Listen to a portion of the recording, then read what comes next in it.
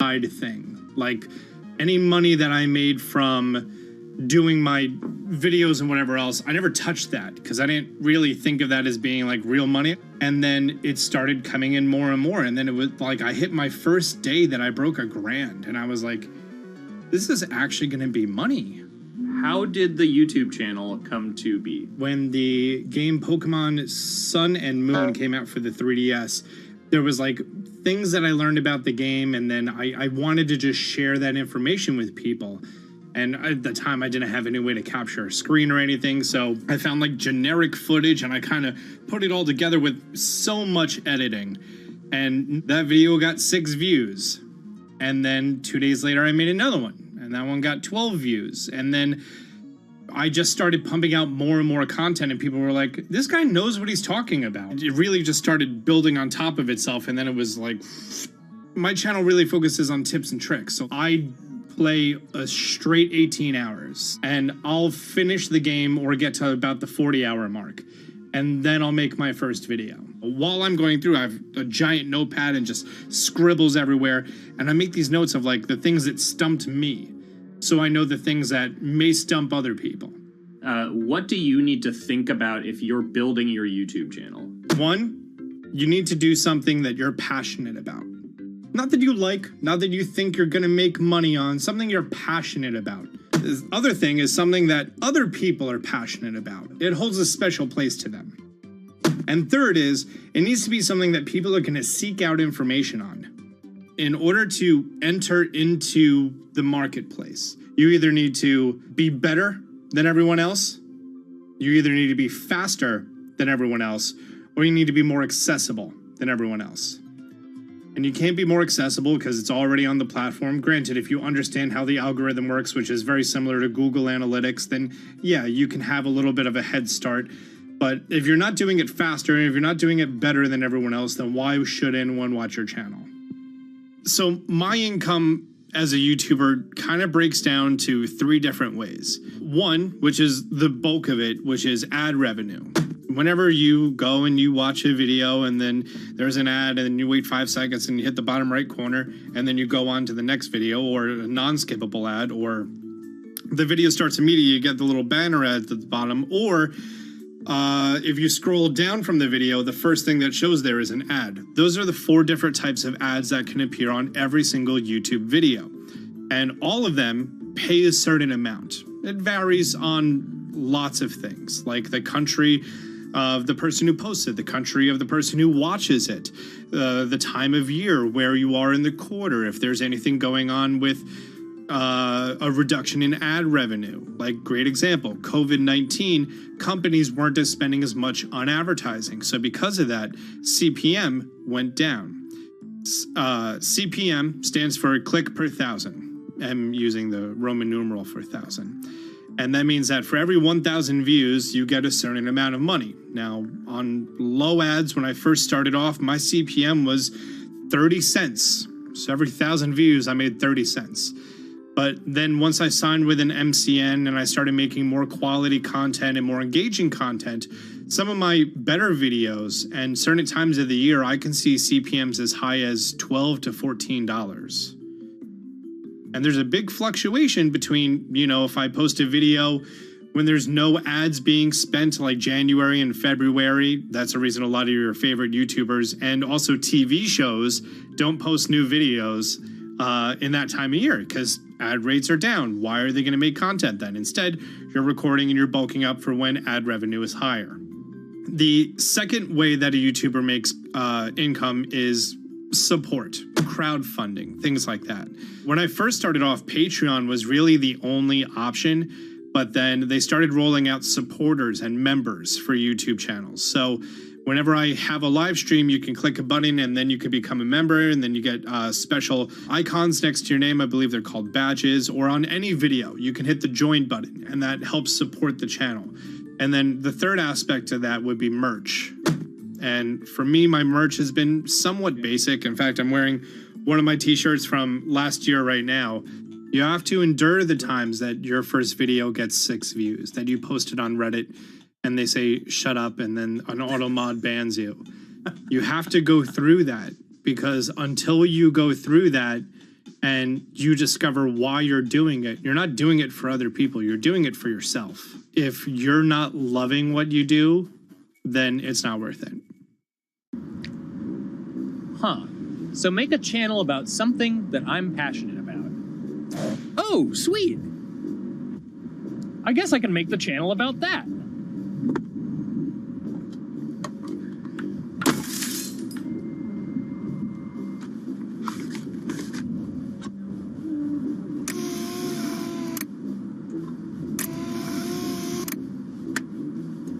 Now, how do I grow an audience? How do I get popular? It's all about diversification, right? You have to have a massive Twitter following. You have to have a massive Instagram following. You have to have a massive YouTube following. Of course, you have to be on Twitch, which is the key platform. But basically, any way you can get in front of your audience, you can engage with your audience, is going to drive those clicks, which ultimately drives the advertiser revenue that you get back from all of these platforms. It's me and Dan playing video games and talking in a funny manner over them. They're not just people who are good at games. They're actually people who are good at online engagement, online entertainment, first and foremost. You have the right to remain stylish. Anything you wear can and will be used against you in the court of fashion. The streamer is either very, very talented at the game. The best player in the game is generally going to draw a crowd because people like watching people who are very good. On the other hand, they're either very, very good or funny, charismatic, whatever it is on that side. Oh, no.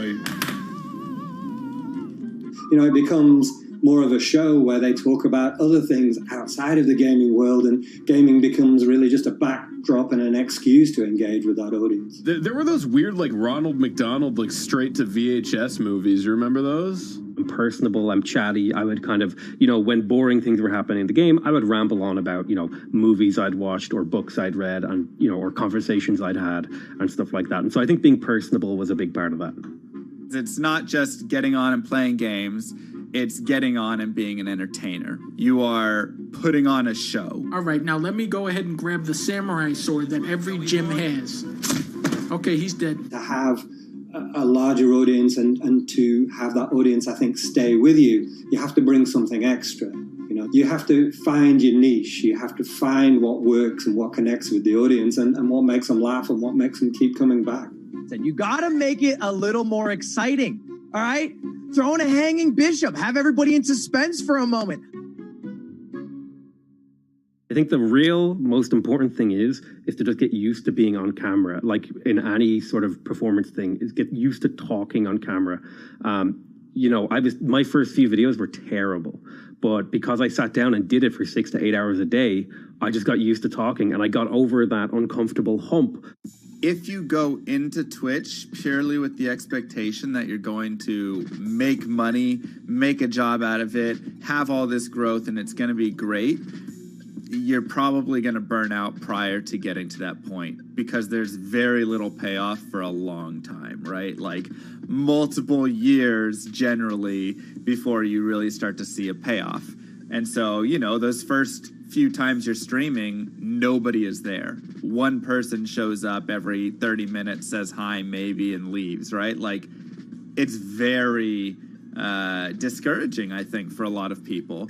And so you have to be there just loving it. You have to love talking to yourself when nobody is around. You have to love just the game that you're playing, all of that stuff, because it takes a while. And I think a majority of people burn out prior to getting to the profitable point of it. And there you have it. My very own YouTube, Twitch, Discord, and streaming channels all ready to go live. It's a veritable social media ecosystem just on the verge of thriving. So don't forget to smash like and subscribe and visit my Patreon for perks. Also, go to my merch page. And one last thing, stay cool, my friends.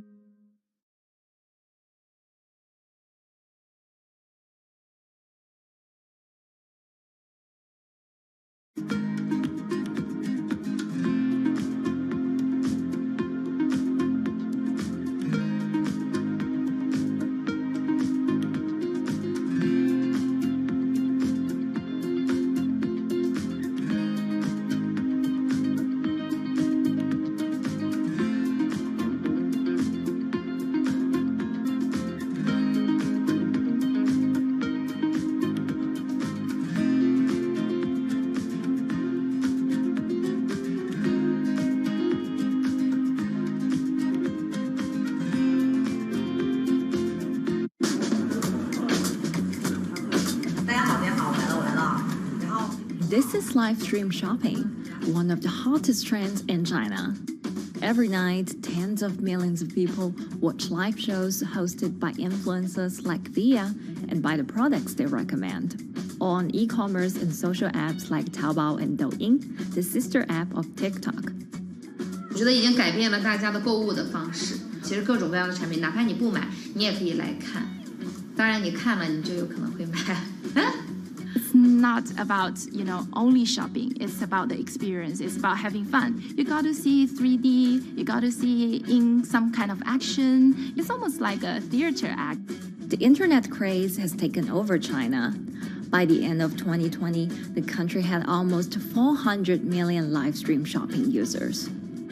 China's live stream e-commerce market has also grown dramatically, with an estimated value of $161 billion in 2020. It's becoming popular outside China as well. So, is live streaming the future of shopping?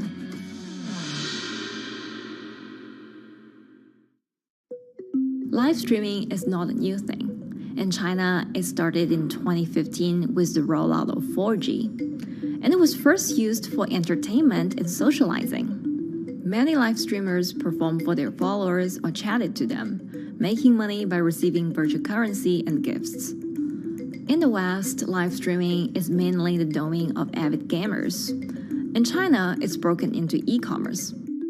China actually has a very big e-commerce empire, so it uses these super apps, what we call that you have payment, you have search of information, you have recommendation system, and you have huge amount of goods available on the platform, and as well as a lot of consumers. So with this advantage, they merge these features of live streaming to make the influencers actually sell goods. Here is a perfect choice: nice neutrals, beautiful print, nothing overwhelming, and the warmth and comfort of flannel. This is item. Traditional TV shopping involves a one-way direction, whereby a host introduces a product, demonstrates certain things, and say, call this number or something. But live stream shopping is live. That in itself is a very, very big difference. It causes different psychology. And live stream shopping is a very entertaining way of actually engaging someone else. When you shop, actually, this live streaming video will continue. It will minimize into a corner, and you can buy the items and pay all on the same app. And after that, the live streaming screen will just enlarge by itself, and the promoter will come back to screen. So it's very convenient. Taobao, one of China's biggest e-commerce platforms owned by tech giant Alibaba, added a live streaming function in early 2016. In the following years, other e-commerce and social platforms like JD and Douyin also integrated this feature. 开头的时候还是有很多的挑战的，对画面的这个流畅，然后是否能够很真实的去还原商品，它其实在这个上面是有很高的这个门槛跟技术的这个卡口在的。不管是我们的这个用户的接受度，还是商家的这个上手的这个难度都很高，但是这几年下来，基本上难点在不断被突破的。Over $70 billion worth of goods was sold via live stream on Taobao in the year through March 2021. Latest surveys show that over 60% of live stream users in China were watching shopping shows, and over 65% of them shopped at least once via live stream. In 2020, live stream shopping got a huge boost during the pandemic, when millions of people were in lockdown and many retailers were pushed online. People, during the lockdown, felt like there's a need for more social interactions. This live platform creates an interesting kind of environment that gives people the sense that I'm actually interacting with you. And then live stream shopping brings in a lot more variety of things that people could buy and satisfy, the sense of losing control, especially during the pandemic. At the heart of this craze are the top influencers who have tens of millions of followers and sell products worth millions of dollars every night. They often use their star power to get bargains from retailers, which in turn boosts their own sales and influence. So if you think about China's live streaming, you have to know the king and queen of the influencers. The queen of live streaming, Via, she is actually having the biggest viewership and the biggest sales volume for a long time on Taobao platform. She can sell everything from like Gucci sunglasses, lipsticks, homes, and cars. One time she offered her followers to go on a Tesla ride with her, and she even, for once, sold a rocket launch in her live streaming room for 40 million yuan. 接下来我们真的要上火箭。The king will be Li Jiaqi, more widely known as Lipstick's brother. He used to be a cosmetic sales before he turned into live streaming e-commerce. And he knows a lot about the cosmetics. So he's the one that will actually put the lipsticks on himself when he's on the show. Top live streamers like Via and Li Jiaqi have become celebrities in China and can earn millions of dollars a year.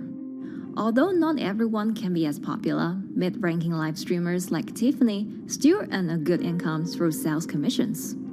如果说单从收入方面来讲的话，那主播的收入是比普通的工作要高很多。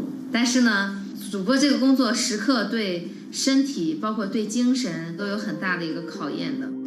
就是每天需要集中精力，然后长达5-6个小时，这种状态是很累的。而且这5-6个小时的话，你是脑子是不停的，然后嘴巴是不停的，然后手也是不停的，眼睛也是不停的。像我们做主播，不是说单一的只做直播一件事情，然后还会有选品的一些工作，然后还会有一些其他的事情排在里面，其实是没有个人生活的。那我觉得增强粉丝影响力的话，不是说某一件事情。可能今天做了什么事情你就增大了影响力，而是每天不断的内容的输出，粉丝不断的可能对你的了解，慢慢的信任你。没有芝麻酱的味道，如果吃不习惯的话就慎买。A lot of successful live streamers are generally very good at communication. They're very good at articulating very simply what a product does, what a product doesn't do. In order for them to sell, they need to be trustworthy and appear trustworthy, and they need to, show in some ways that they're authentic, right? So for Via and Li Jiaqi, they are able to articulate that quite a bit through their body language, through what they say. For example, Li Jiaqi will also sometimes say bad things about certain products because to him that's his honest opinion, and sometimes people want to hear that. And so they seem very credible, they seem very trustworthy, and don't forget, they're also very entertaining and very interesting. If you're familiar with Li Jiaqi, he won a Guinness record for like the most lipstick applications to models in like 30 seconds. So if you're able to create a lot of buzz with interesting things that you do, people who may not want to buy lipsticks will also stream in just to watch what he does. And then from there, you might get hooked. 这就是你一般女生出门的时候涂的口红的颜色。 Live streamers also use sales techniques such as limited time or supply. This sense of scarcity can often encourage viewers to buy. The platform in itself creates and enhances some of these things because you see it live. Something we call social proof has taken over, meaning that, hey, other people are interested, other people are joining in, other people want the same product. And they add it in the chat and they ask questions and they say, oh, I want this too. What happens then? It makes the whole product even more scarce. But it's not just influencers. Local farmers, luxury brands, even mutual funds have also started their own live stream shows. Working with very top-tier live streamers can be risky. It's not necessary that the benefits will end up with the brand. So we see company executives opening their own shows. And we see like P&G have their own sales room, which runs shows every day as well. We also have like local governors in like small towns to sell their agricultural products. So the live streaming is definitely transformed the way product owners can think about how to reach their consumers. And it enables a lot of players to actually sell. Live stream shopping is going global. Merchants in Southeast Asia have embraced this trend. And in the West, Amazon has upgraded its live streaming function, adding interactive features like chat rooms. Companies, including Google and Facebook, are also developing and investing in technologies to integrate video and e-commerce. 直播电商它其实已经开始成为主流，它未来的发展空间跟潜力都是巨大的。接下来大家会越来越依赖这种购物方式。会变成一个比较日常化、比较规范化的这么一个趋势。If you look at the numbers alone, their numbers alone, Li Jiaxi's numbers or Via's numbers, you know that they can sell and you know that they can generate revenue. Are they able to sustain it over a long period of time? It depends on how innovative they are at changing some of the things that they do. But you can't expect consumers one day turn into virtual shopping for good. There will be the nature of us that crave to go into the store, to touch the goods and actually wear it and see how it looks like and walk around in that with our friends. And those things wouldn't be replaceable with live streaming.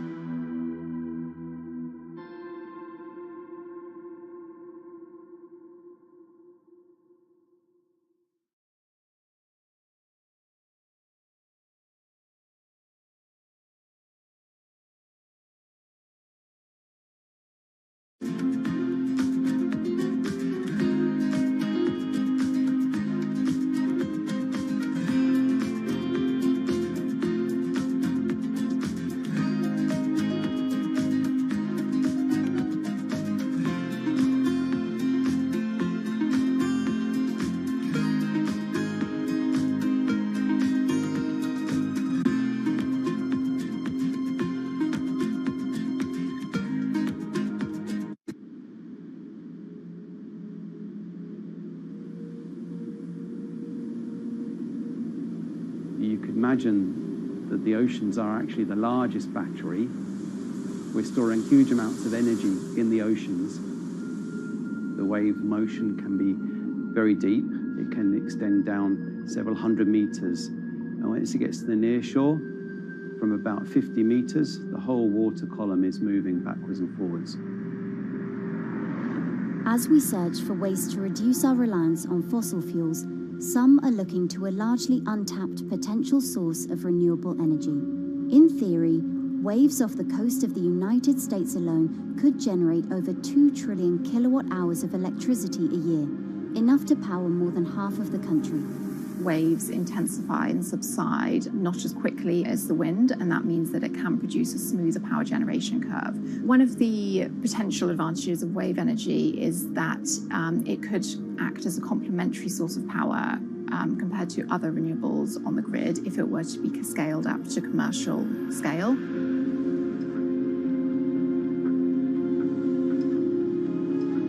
For decades, engineers have been trying to convert wave energy into electricity, but a host of technological and financial challenges have complicated their efforts. In the years from around 2006 to 2015, there were a spate of bankruptcies in the sector, and this was largely because of a lack of kind of continuous proven projects out at sea with reliable electricity generation. Since then, companies have been trying to develop the technologies at a steadier pace and with a smaller cash burn.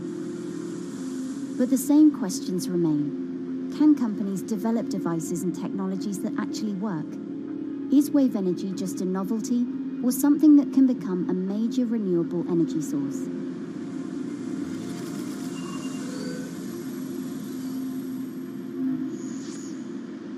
The sea is a very challenging environment within which to operate a power project. So seawater is corrosive and conditions are very rough. So this means that power projects don't have a very long lifetime, and it increases operating and maintenance costs. Partly because of that, many early wave energy projects hit rough waters, such as the Palamas Wave Energy Converter in Portugal and the Isla Limpet project in Scotland. But that hasn't stopped others from trying. Companies are focused on testing projects out at sea, proving their durability, trying to raise capital and bring down cost. The sector hasn't really converged around one single technology design, and companies are kind of undecided about which design works best.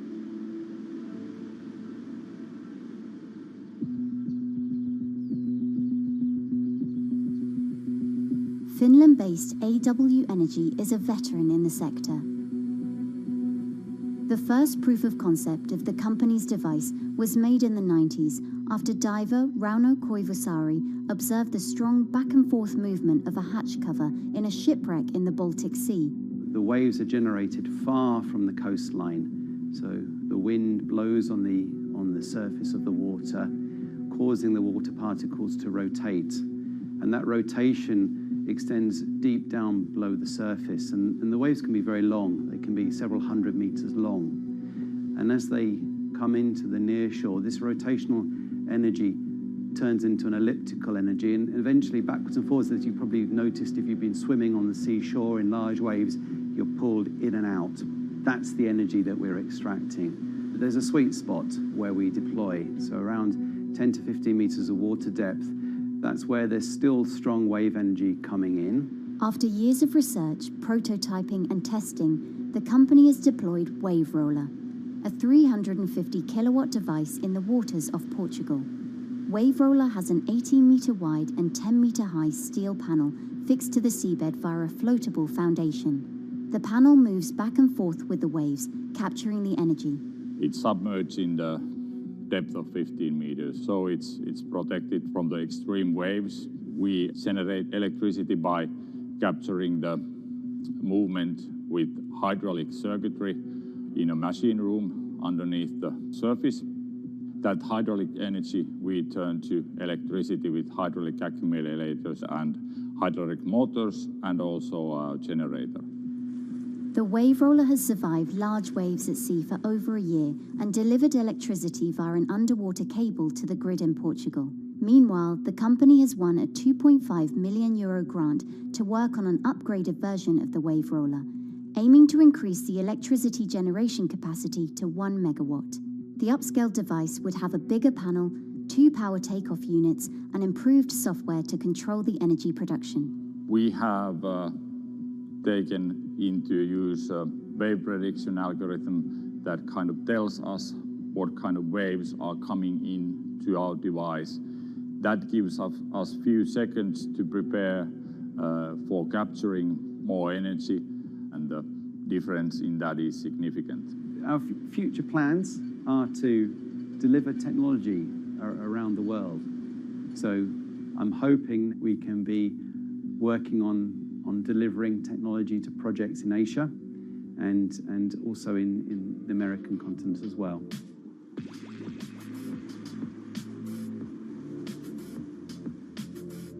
Meanwhile, Israeli company Eco Wave Power is taking a different approach to capturing the power of the ocean.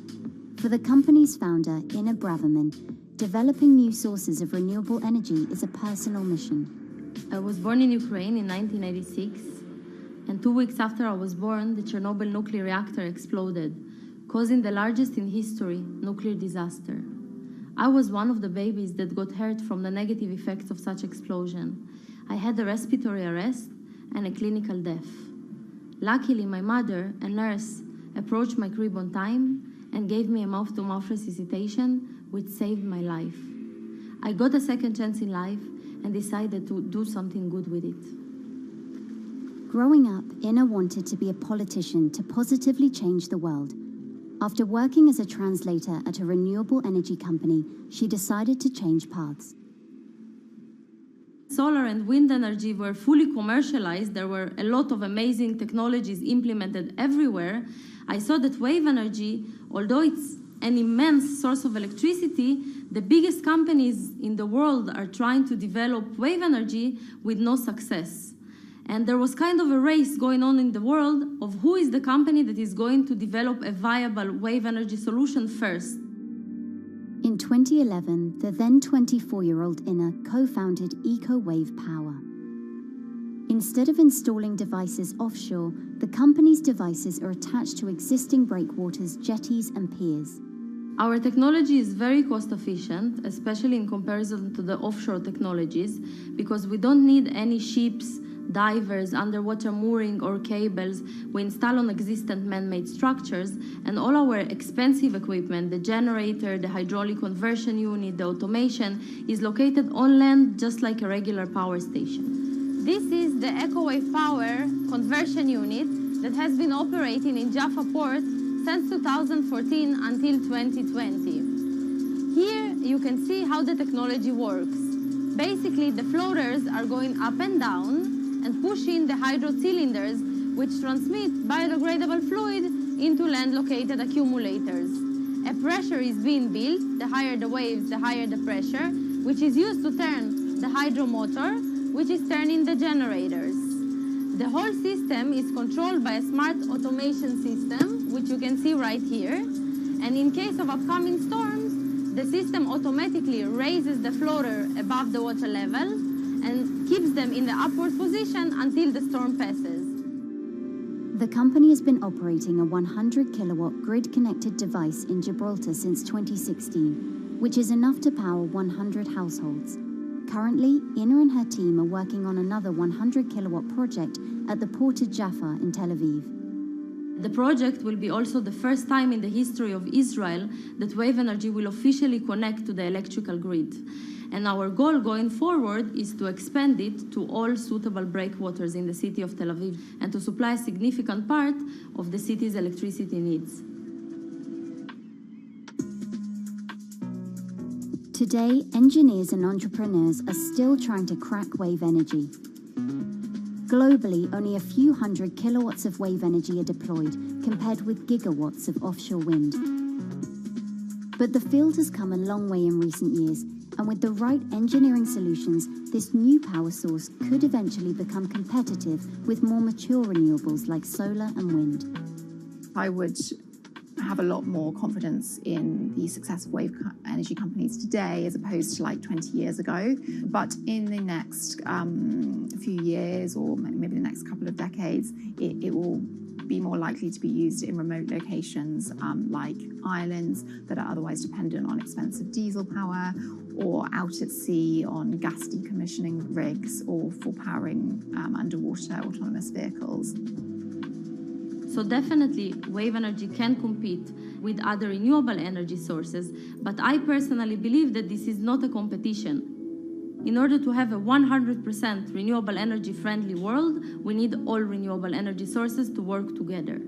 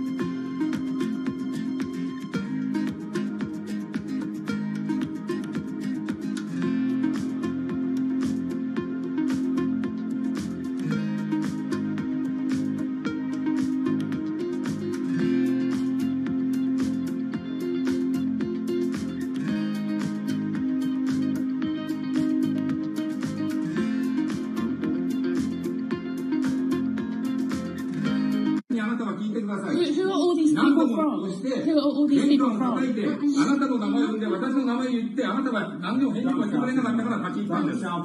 So can you please tell me? I'm not going to...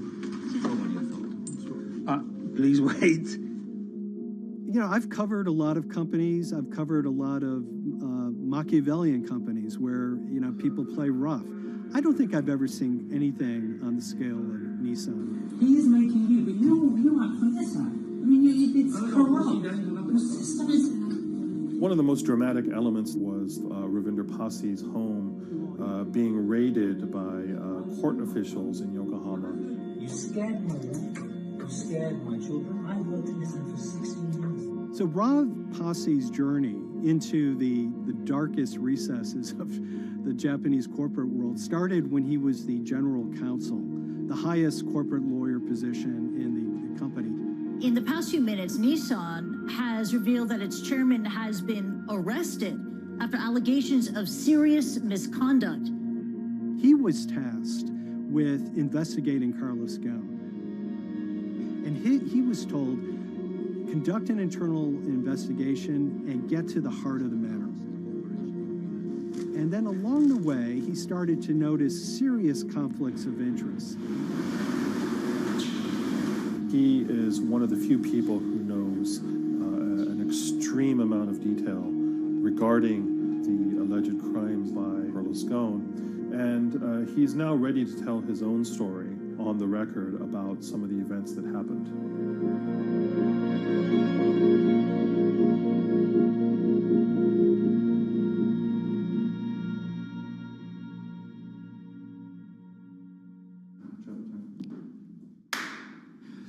My name is Ravinder Passy. I'm the former Global General Counsel of Nissan Motor Co. Limited. And you could say, yes, I had a front row seat in terms of what was going on.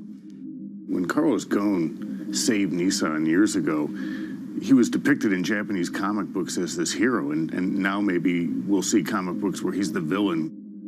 In corporate Japan, Nissan was quite an unusual company. It was led for 2 decades by a non-Japanese executive. Well, Carlos Ghosn was a hero in the Japanese business world. If you had a global business celebrity in Japan and worldwide, it was definitely Carlos Ghosn. In a country with few foreigners at the top, he stood out. But over the years, he saved Nissan from bankruptcy, allied with Renault and Mitsubishi, and turned the alliance into one of the most competitive in the world. Yet as the years went on, I think his ambitions changed a little bit. He started thinking about legacy plays, and one of them was to really tighten the alliance between Renault and Japan. And unbeknownst to him, there was a contingent of senior Nissan executives that were really felt threatened by that move. They really thought that they would lose complete control of the car company, and even in the government, there was probably a little bit of anxiety about a national champion in the auto industry falling under full-blown foreign control. Carlos Ghosn was an auto industry leader, respected by many in Japan. Now he's in jail. The arrest of Carlos Ghosn came completely out of the blue. This was in November of 2018. He was coming to Japan on Nissan's corporate jet for a regular executive meeting, and he was met on the tarmac by Japanese authorities who whisked him away to jail and charged him with financial misconduct crimes. So what happened was that a power struggle ensued inside the company, and somewhere along the way, it was criminalized. By that, I mean that there were allegations leveled at Carlos Ghosn about the way he reported his pay to Japanese authorities, the way he handled money inside the company, that in other contexts might have been a board action, might have been handled internally. A number of executives at Nissan decided to take this difference and take it over to the Tokyo prosecutor's office, and that unleashed a chain of events that would shake the entire auto industry. So after Carlos Ghosn was arrested, Nissan launched an internal investigation into the events that led up to his arrest. So Rav Passy was tasked with investigating Carlos Ghosn, and he was told, get to the heart of the matter, find out what Carlos Ghosn did wrong and bring it to our shareholders. It's really complicated because you had various things coming out of the weeds. 2018, the investigation has started, and we become aware of matters in terms of conflicts, actions by certain individuals that cause some concern because things might not quite be what they seem. So in our story, we really took a close look at Harinada and his role in Carlos Ghosn's downfall. Harinada is one of the most fascinating figures inside Nissan. He's also a lawyer. He's originally Malaysian. Hello, Mr. Hadi. And he had a meteoric rise through the company and became very, very close to Carlos Ghosn and other top figures. He had a front row seat at all the major strategic deliberations at the company.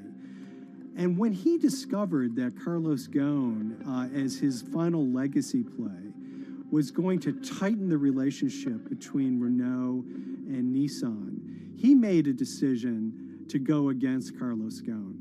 And he became one of the key figures that decided that Carlos Ghosn had to go.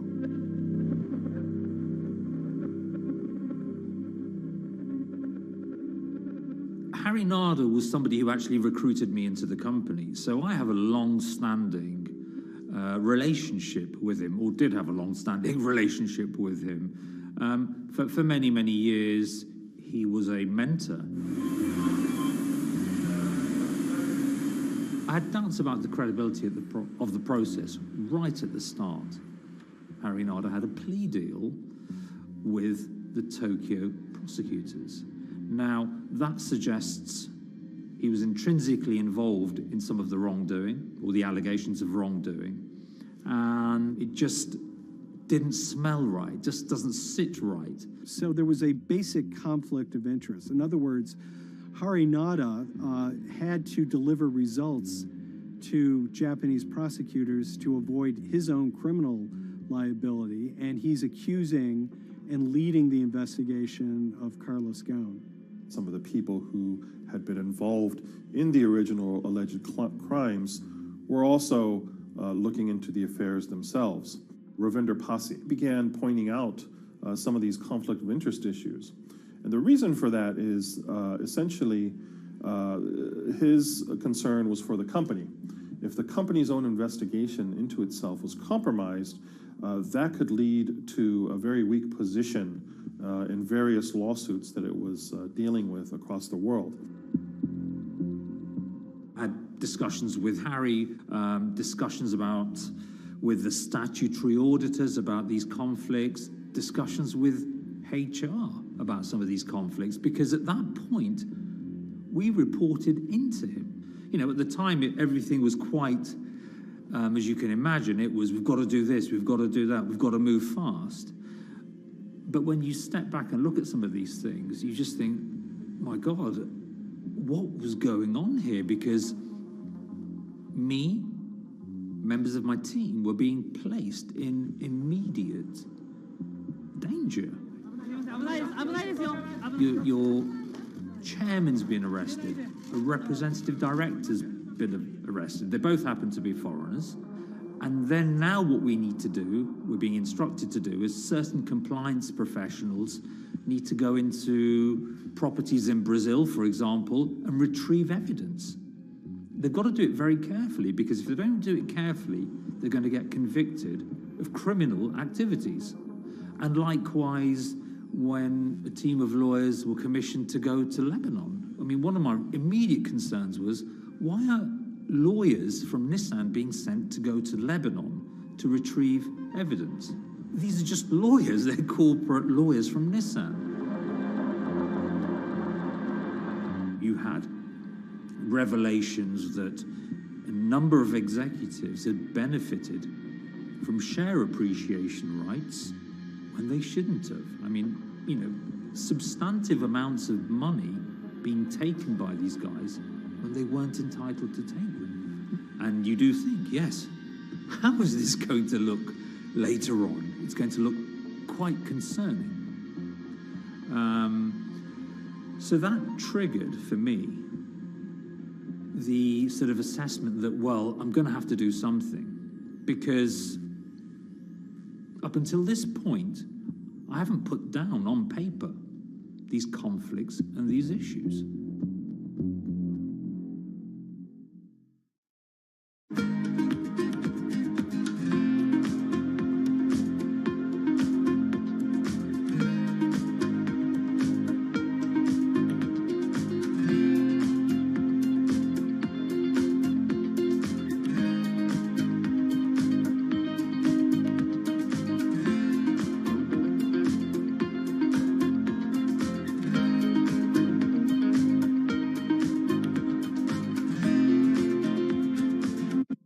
So Rav Pasi makes a fateful move. He writes this letter to the board listing every suspicion he has in great detail, backed up by evidence, backed up by memos, of why this internal investigation had serious problems. He sends the letter to the board, and it's crickets. He doesn't hear much of anything. Nothing happened thereafter. Nothing at all. Just like it just gone into a black box. And he began to suspect that there was a desire, even at the highest level within Nissan, to kind of sweep these conflicts of interest under the rug. Unfortunately for me, I think, again, with hindsight, people must have thought that this is the nail that's sticking out, and we can't have this. Within 3 days of me submitting that to the board of directors, that letter to the independent board of directors, I was removed from the Goan Executive Conduct Matters. I was then told that I could not attend board meetings anymore. And up until that point, I had attended every single board meeting.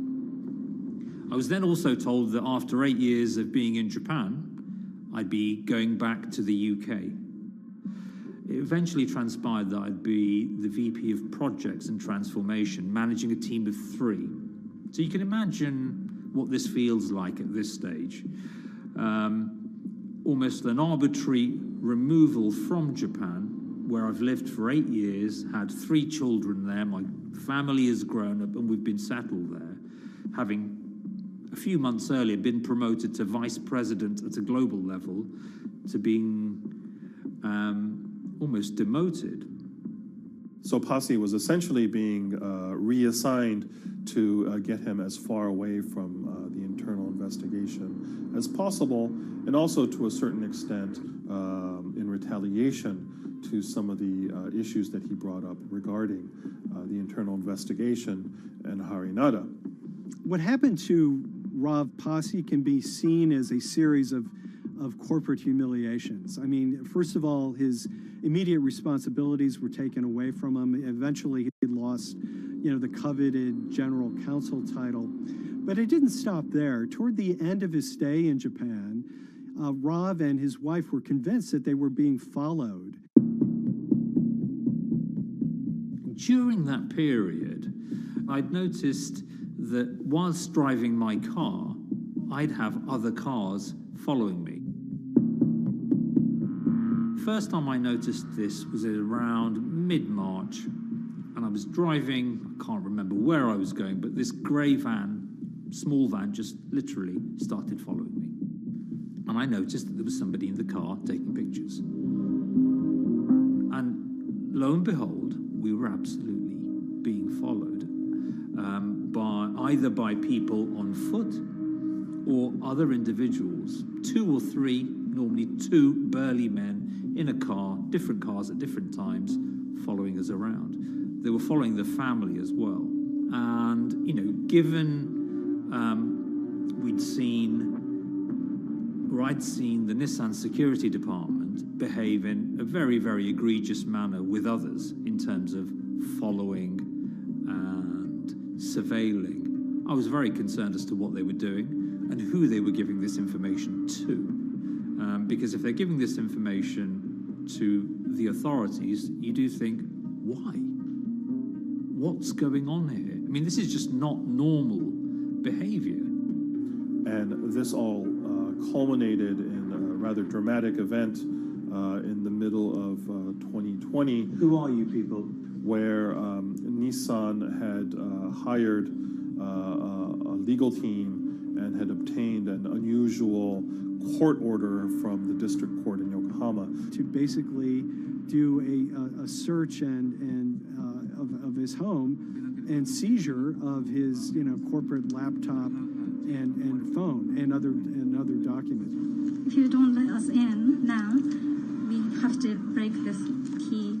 So it's a pretty extreme way to treat someone who'd spent 16 years at the company. These people have all come in. We don't really know who they are, apart from the fact that I've been shown a badge that says the Yokohama court. And they're here to recover a laptop and a mobile phone. It was even more weird because I'd highlighted to the directors that certain Nissan executives were trying to recover this laptop and this phone whilst I was still in Japan. And I was very concerned because it had evidence on there that related to misconduct matters and other forms of inappropriate conduct. It was just another form of intimidation, another form of harassment, forcing me almost to leave the company and the country. Because once they'd retained and obtained these items, we were still followed, which, again, I just couldn't understand. What is the point of doing that? You know, this isn't a car company. This is not the KGB.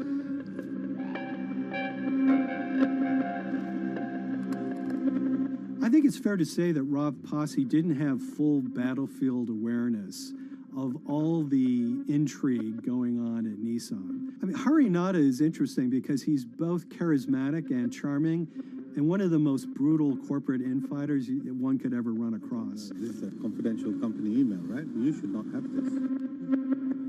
If he had fallen into line, he would probably still have his job at Nissan, be paid very well, and continued his work.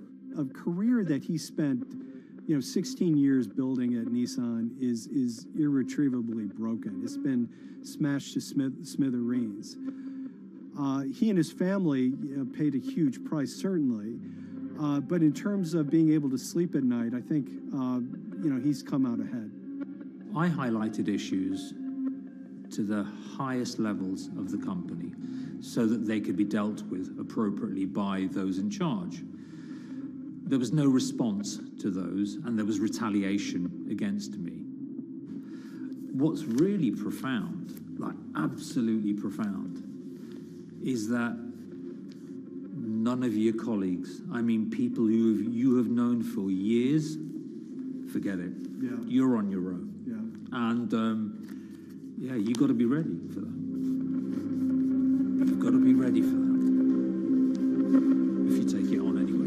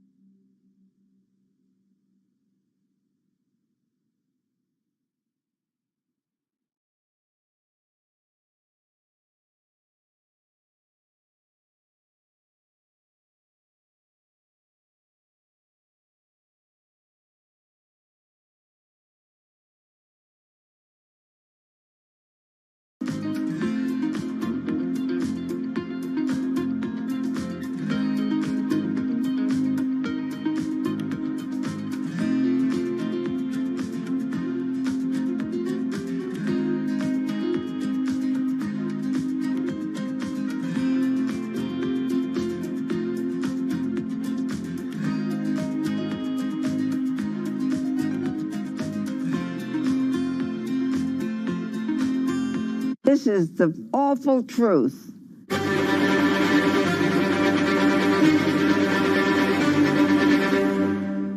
There's always someone in the family that's pushing it.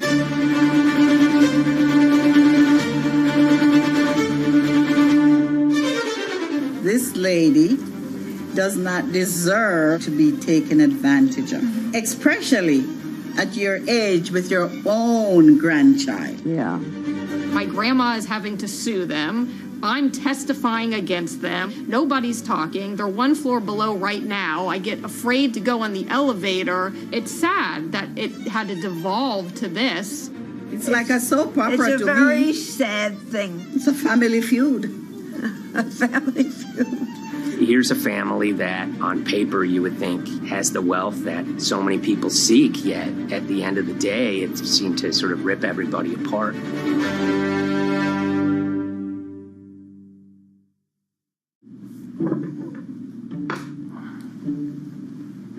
My name's Tom Schoenberg. I'm a senior reporter here at Bloomberg News, cover financial enforcement. I was approached by someone close to the Schottenstein family and asked whether or not I would be interested in writing about Beverly Schottenstein and this case that she had against JP Morgan. And it was immediately clear that there was a great story here to be told.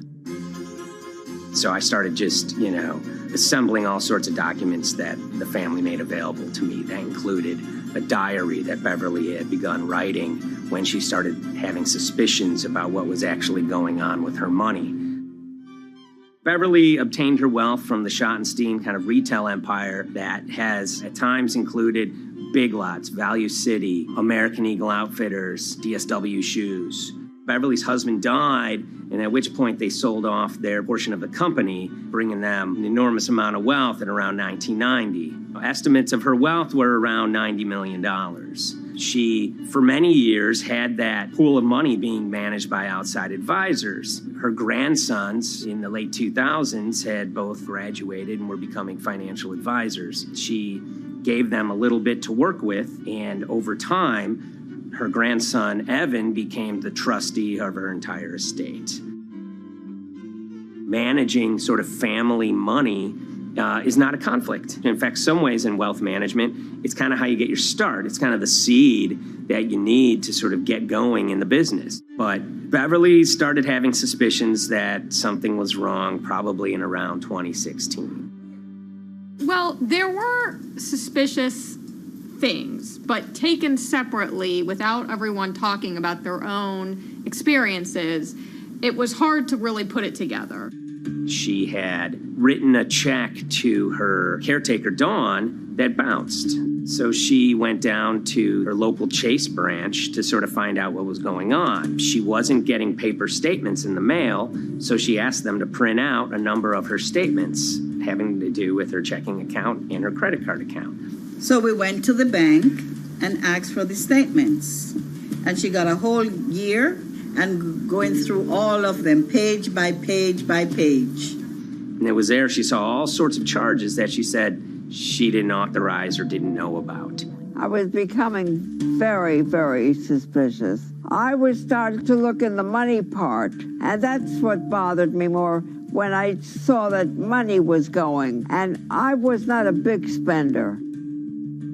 Around the same time, Dawn, she starts noticing Beverly's son, who lived in the condominium below her, came up with Evan with a shredder and started grabbing papers in her office area, including some with JP Morgan letterhead, and just started sitting at the kitchen table, just shredding documents over and over. Yeah, they came in one morning. They used to do it in the back. Through the back door, and they brought the shredder inside.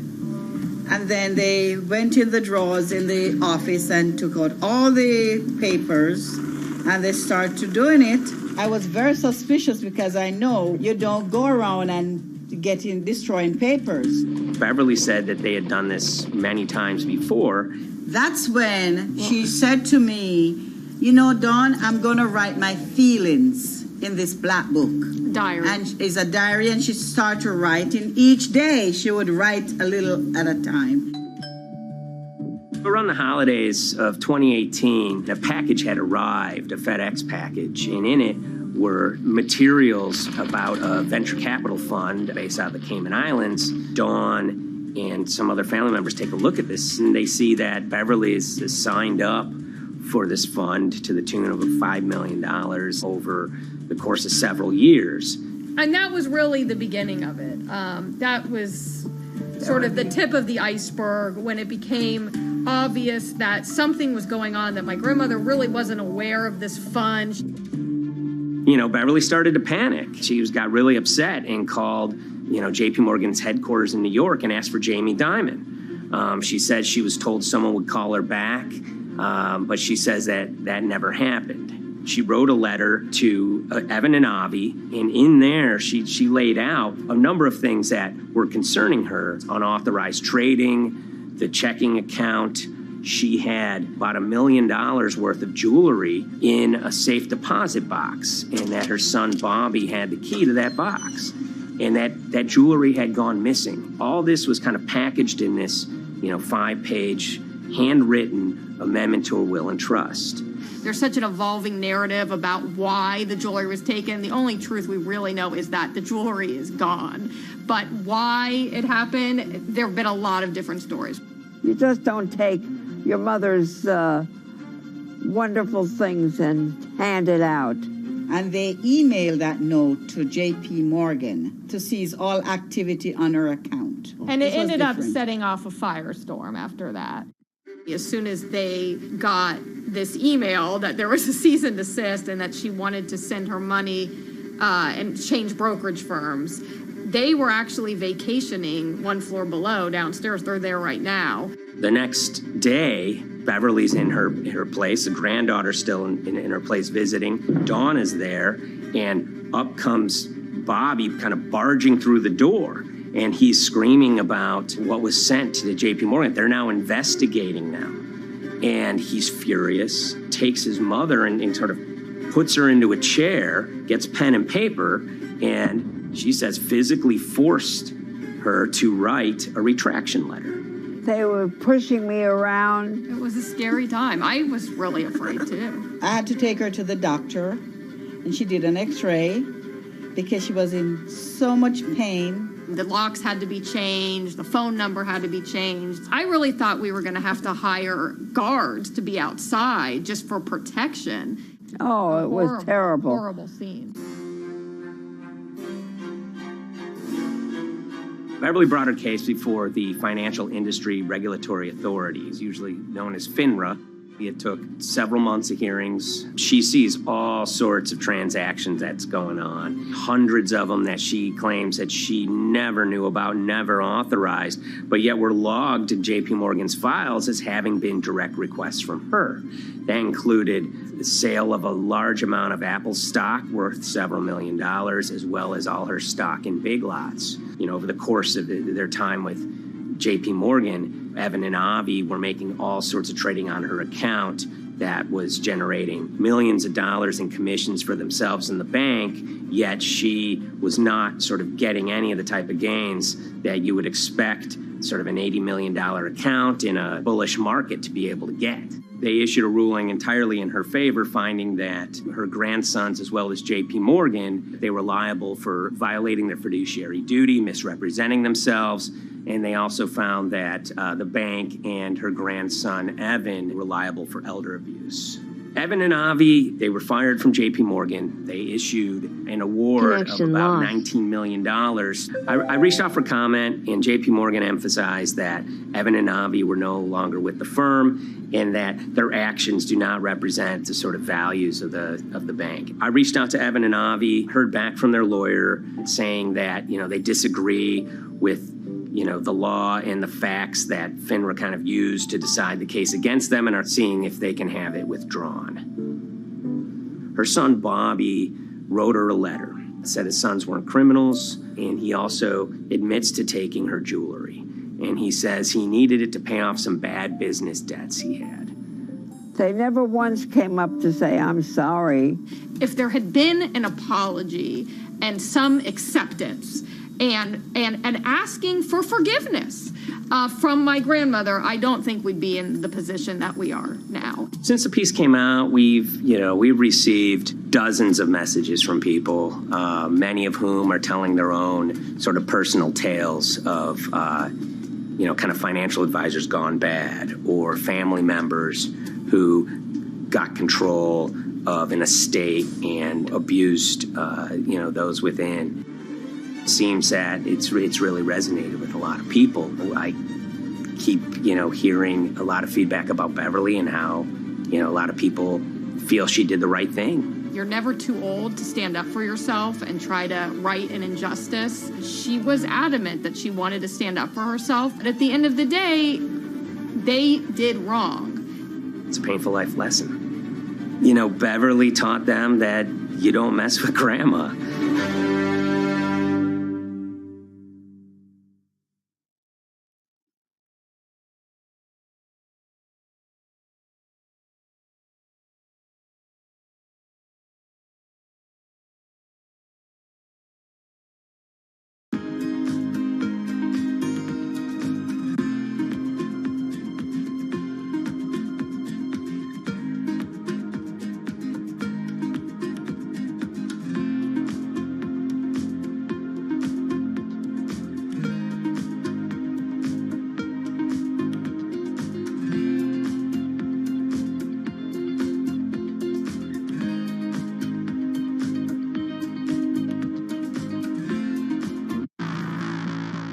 On April 20th, oil markets did something they never had before, and they crashed, went into negative territory and closed the day at minus $40. Meanwhile, in a place called Thaden Boyce in Essex, a group of 9 traders, led by a guy called Cuddles, made $660 million over the course of a couple of hours. The price of oil has collapsed to a record low. We've never really seen anything like it. WTI this morning down more than 35%. People maybe wouldn't have been so surprised if the oil price had fallen to zero, but the oil price went to minus 38. It went far lower than anyone had expected. And so lots of people in the market were saying, well, hang on, something else is going on here.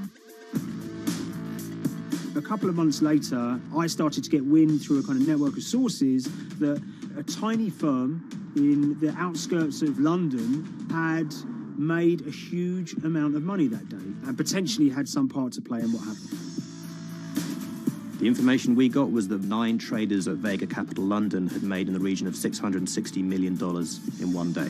As a group, I think they made as much money in one day as Apple makes from its international sales in one day. I mean, it's an insane sum of money. Did they pull off a fantastic trade? Did they predict the way the market was moving and get it absolutely right? Or was there something else going on, and had they actually done something that breached market rules in a bid to sort of push the market? And that investigation is ongoing.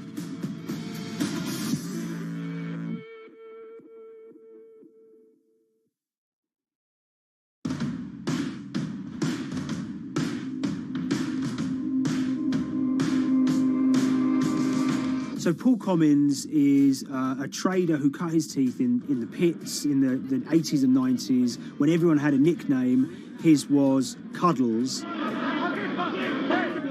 If you can imagine, that was a very sort of cutthroat type of world where people are doing, you know, hundreds of thousands and millions of dollar trades by shouting at each other, giving hand signals, and then sort of scrawling on scraps of paper. The culture of the trading pits in London was very influenced by the working class guys who became traders there. They weren't like the city bankers that had gone before them. They weren't usually Oxford or Cambridge. You know, they didn't wear Savile Row suits. They were ordinary working guys who happened to have a talent for trading. And a lot of them came from Essex. I think it was 400 traders in the pits, and Cuddles in his, you know, oil and gas pit was described to us as amongst the top 3. In amongst that, was very successful and made, you know, very large amounts of money as a young man. But, you know, inevitably, mechanization and the arrival of electronic markets was the kind of death knell for the pits. And in 2005, the IPE closed down. And when the pits shut down, a lot of the traders who worked there lost their jobs or quit or went to work for financial institutions. But Paul Commins decided to start his own trading collective out in Essex. Some of them are ex-pit guys, cut from the same cloth as him.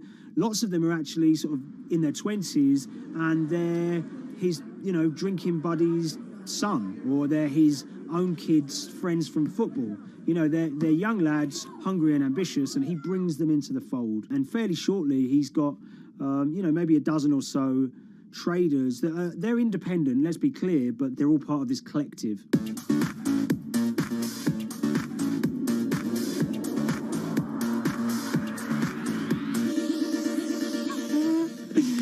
Yeah, I'll let Liam deal with Essex.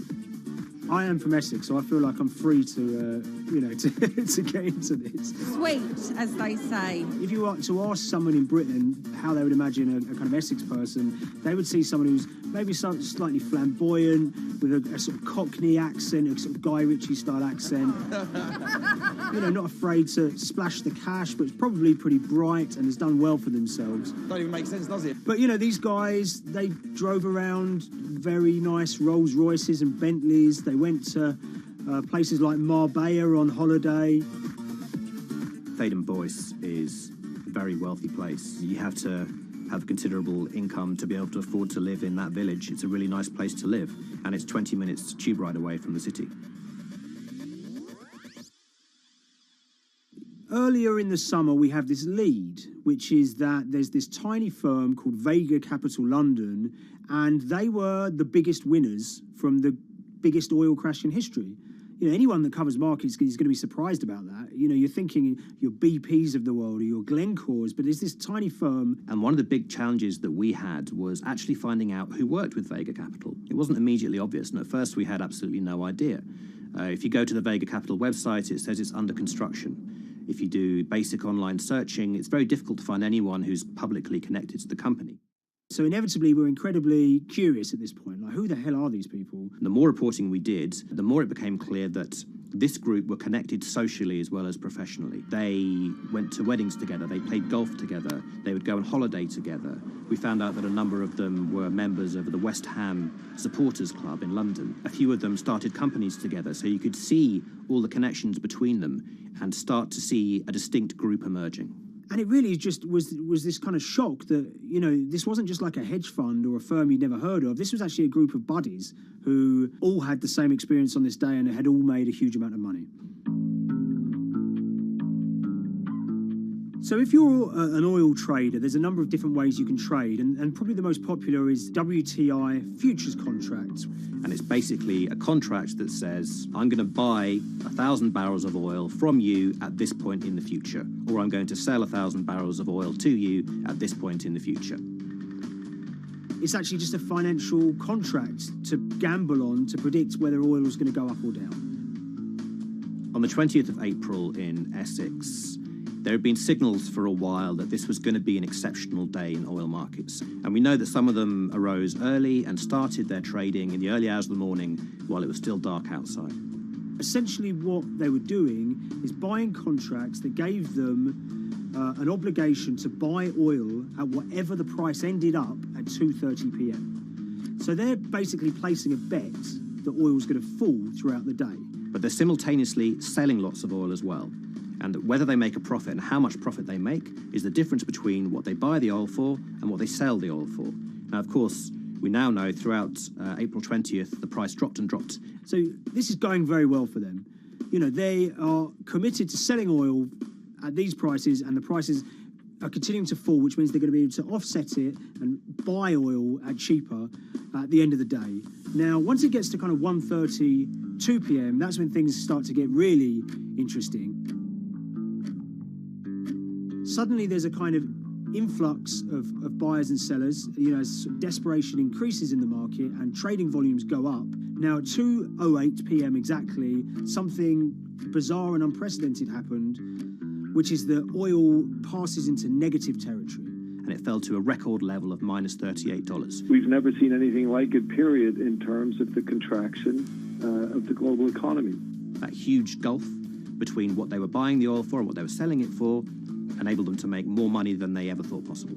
So their profit was the difference between minus 37 and all of these positive numbers on every contract they sold. The price of crude briefly hit minus $37 a barrel.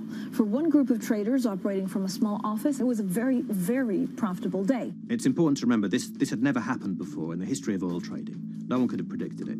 I can't think of another example of where you enter a trade and you get paid on both sides. You get paid both to sell and to buy. It's unthinkable.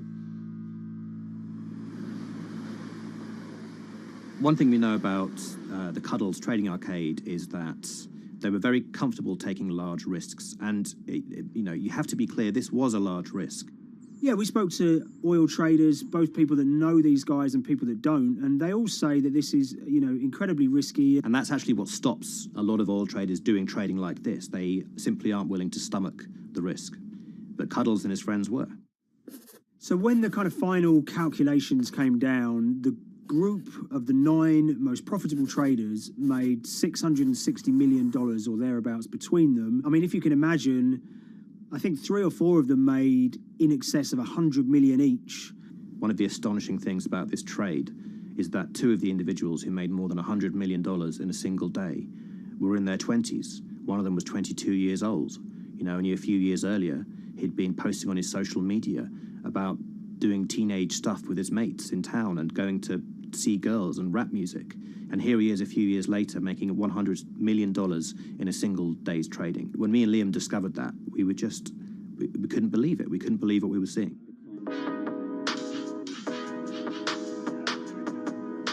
Oil trading is a zero-sum game. Anytime you're making money as an oil trader, someone else is losing it. Amongst the biggest losers were the investors in this Chinese fund, Crude Oil Treasure Fund. There were thousands of them, and they lost everything. Lots of people had put their savings into oil funds. They lost money that day. Big banks and brokers who sort of stand in the middle of trading parties, they lost money that day. And another interesting thing is that oil-producing countries like Kuwait or Canada, they sell oil as an average of the WTI closing price over the preceding month. So the fact that one of those numbers in that average was minus 37 meant, if you can imagine, countries like Saudi Arabia and Kuwait potentially lost a couple of dollars on every single barrel of oil they sold that month. Vega Capital's traders made such an extraordinary sum of money that it was inevitable there would be some scrutiny of what they did. But it wasn't just the sums of money they made. In the vital half an hour before the settlement price was set, they were by far the biggest sellers of oil futures in the market, which is an incredible thing to think about when you consider that the other participants in that oil market are going to be the world's biggest banks, oil majors, BP and Shell, and here you have a group of 9 guys in Essex who are having this significant influence over a global market for oil. I mean, I think you have to assume that if these guys had made $7 million or $10 million, they probably would be celebrating in Essex right now. But the fact that they made closer to $700 million has meant that they are facing understandable scrutiny. We wrote individually to all the Vega traders who did exceptionally well that day, and we got a letter in response from a law firm representing the group. The law firm was at pains to point out, number one, that they haven't been accused of any wrongdoing, that they all traded independently and separately, and they'd basically all made up their own minds that this was what was going to happen in oil markets based on publicly available knowledge, and decided to execute this trade.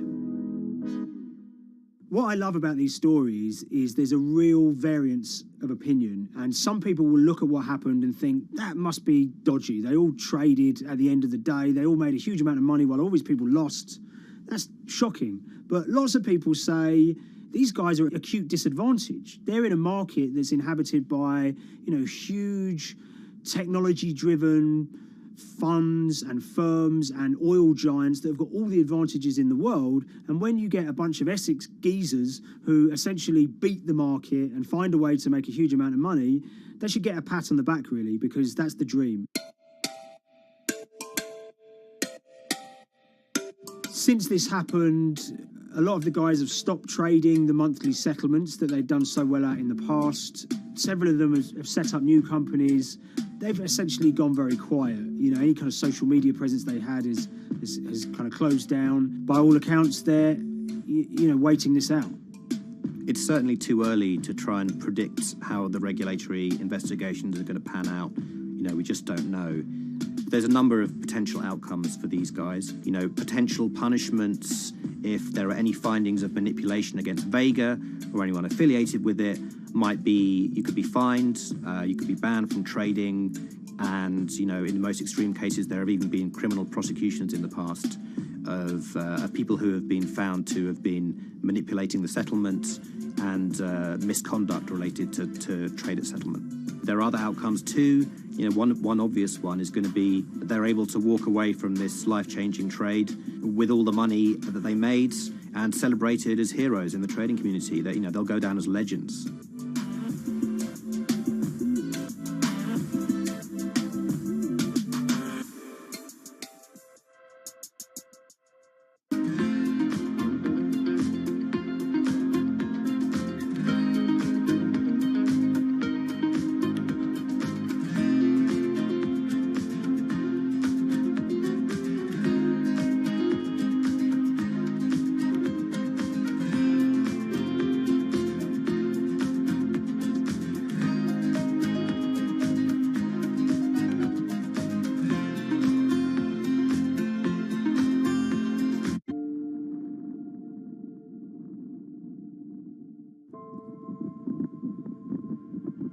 It's very important, given the nature of the climate crisis right now, for the general public to have an understanding of what progress is or is not actually happening. And I think many readers right now, they'll see these hundreds and hundreds of companies making these big, bold climate claims.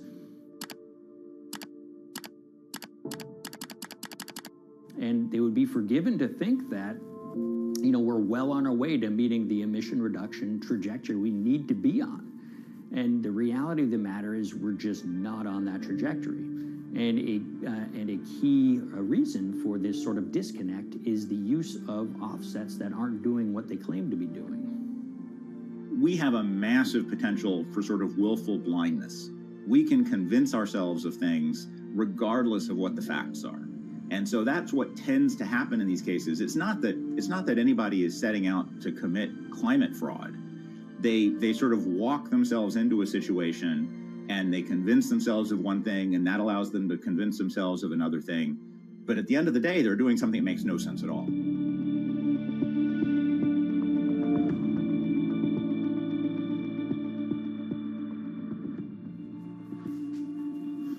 My name is Ben Elgin. I wrote the story about how the billion-dollar market for carbon offsets is setting back the fight against climate change. So one of the challenges in reporting on carbon offsets and trying to figure out what's going on is really finding good experts who have been steeped in this marketplace and are willing to candidly talk about it. One of the best people for this is a fellow named Mark Trexler, and I've been talking to him for more than a decade. My name is Mark Trexler. I've worked in climate change for the last 30 years. I was actually hired by the World Resources Institute in Washington to work on the first carbon offset project in 1988. In terms of defining a carbon offset, one of the beauties, so to speak, of greenhouse gases, sort of the silver lining of greenhouse gases, when you put up a molecule of CO2 into the atmosphere, it can be anywhere in the planet in 7 days.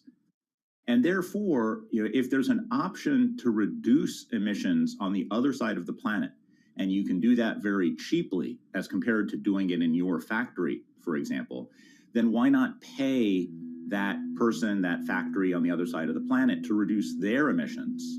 Then you are, in a sense, offsetting your emissions, and the atmosphere doesn't really see your emissions anymore. So carbon offsets have been around for quite some time, and they were actually key with these international climate agreements, such as the Kyoto Protocol, which mandated the wealthiest countries reduce their greenhouse gas emissions. The treaty was signed on the 11th of December, 1997. Decided. The business community in general saw carbon offsets as a huge opportunity to comply with whatever policies and measures might be coming down the pike on climate change much more cost effectively. We've seen a huge surge in companies making big proclamations about how they're going carbon neutral or zeroing out all of their carbon emissions. We're going to reduce our carbon footprint to net zero. Unilever is committing to net zero emissions. We can achieve a net zero emissions world. We began looking at these corporate claims of dramatically reduced emissions, and we noticed so many of these companies were using carbon offsets to achieve these aims. And as we began to look at the carbon offset projects themselves, What we found is that the environmental benefits claimed by these companies are not actually what they seem to be.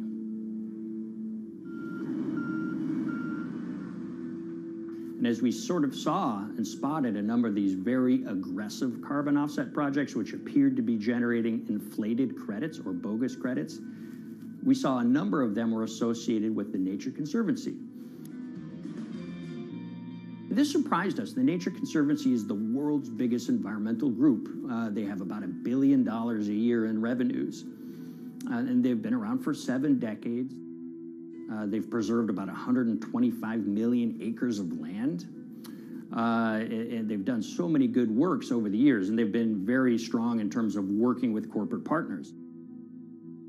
The Nature Conservancy has taken a different approach, a very pragmatic and pro-business approach. They will not go out and criticize a big polluter, but they're very happy to work with them.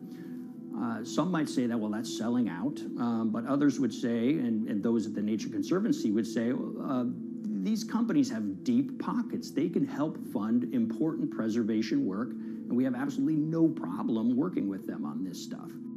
So companies are very warm, and they've partnered with the Nature Conservancy for many years. And yeah, it definitely lends a sheen of credibility to these projects. Here's 20 new reasons to visit Disney World this year. 1, 2, if you look at, for instance, Disney, that's a sprawling company with theme parks and cruise lines that burn up diesel fuel. They have office buildings and television studios that consume electricity.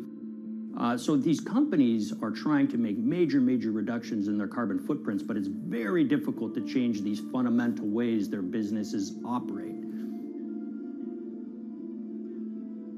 So Disney has been a big buyer of carbon offsets that are orchestrated by the Nature Conservancy. One of the projects that they buy from is called Pennsylvania Ridges. And that's a plot of land. Most of the land is actually about a 3-hour drive outside of Philadelphia. Interestingly, this land, 3,000 of these acres, was actually acquired by the Nature Conservancy in the late 1990s. This land was imminently threatened. There was a pending logging contract on this land. So they do what they've done so well for all of these years, which is they go out, they raise money from local philanthropists, and they go buy this land to protect it from developers and loggers. And at the time, according to an archived version of the Nature Conservancy's website, when they were proudly announcing this deal, they said, these threats have been abated because of this acquisition by the Nature Conservancy. So it's really interesting now, fast forward 2 decades to earlier this year when they put forward this carbon project. And if you look through it, this land is a key part of that carbon project. And what they're now saying is this land is now, once again, imminently threatened. 72% of the trees are going to be cut within 5 years. Now, this is just astounding because this land is owned by the Nature Conservancy. They do not clear-cut land that they've bought through philanthropic donations. So this scenario that they've put forward to get carbon revenues is not really plausible. And what that means is when you have Disney coming in and buying these credits, when it eventually lowers its carbon footprint because of these credits, well, that won't be a credible or truthful claim by Disney.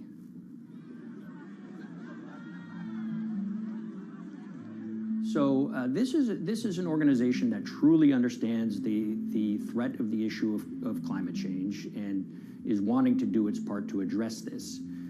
However, in this situation, it just appears their drive, which they've had for decades, to increase the amount of revenues that it can use for land preservation work. Nature Conservancy and many others see that carbon credits as a pot of money that they can tap into to further their own benevolent aims. But unfortunately, what this has resulted in is claims of climate progress that just aren't really happening. So the Nature Conservancy defends vigorously these deals, and they and others will say, look, our projects are just following the rules that these registries set up. So some would also put some of the blame on the registries themselves because they're setting up the rules which allow these vapid projects to get up and sold. So we've reached out to all of the companies we mentioned in this story, including Disney. They didn't want to be interviewed for this story, but they all told us that, look, we have to rely on the experts out there, and those experts, they say, are these carbon registries that have been set up. Most of these Nature Conservancy deals are set up and sold on this exchange. It's called the American Carbon Registry. Now, it's the oldest of these registries that allow voluntary carbon credits to be sold. They've been around since 1996. What these offset registries do is they set up rules, and any carbon offset project has to follow those rules. But there's this tension that's always there. If the rules are too strict, then it's going to be very hard for carbon offset projects to get up and running. So there's this balance going on where the registries want rules that attract projects, but they don't want it to be so strict where it will disincentivize projects from getting listed. One of the challenges with designing carbon offset systems is that there are normally two people at the table. You have buyers and you have sellers. And to some extent, you have policymakers, but you know, the buyers and the sellers are really the ones with the expertise, with the incentive to really participate hard, make a lot of things happen.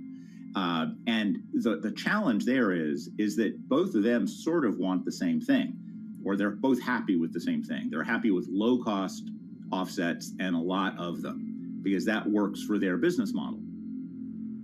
You end up, though, with nobody really representing the atmosphere, so to speak. Nobody's really representing the climate in those discussions. And so the policies end up biasing the whole system. And you end up in sort of a race to the bottom. And that's what we've seen happen. You know, when it comes specifically to the topic of carbon offsets, you know, I am a fan of carbon offsets in the sense that they can help mitigate climate change. They absolutely can. But, you know, if we're not going to do it correctly in a way that actually does help mitigate climate change, then it's nothing but a distraction. And, you know, after 30 years, you have to start wondering, is it really just a distraction? And that's really unfortunate, but that's where we are.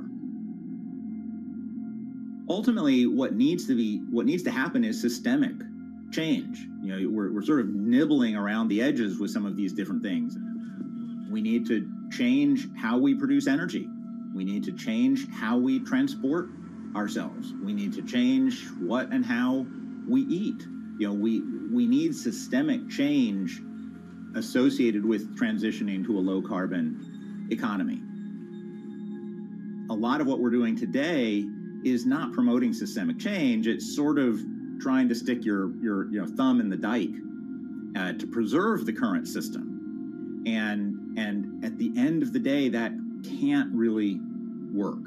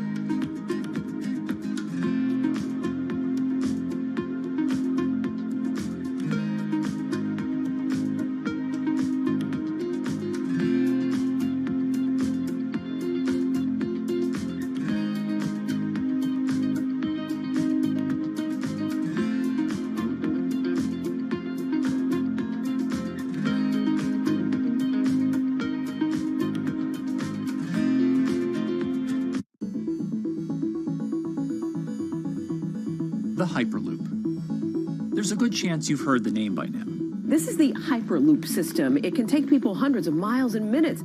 The Hyperloop a series of tubes that would transport people in pods at ultra-high speeds over long distances. It's a remarkable new form of transportation that can whisk people from city to city in a flash.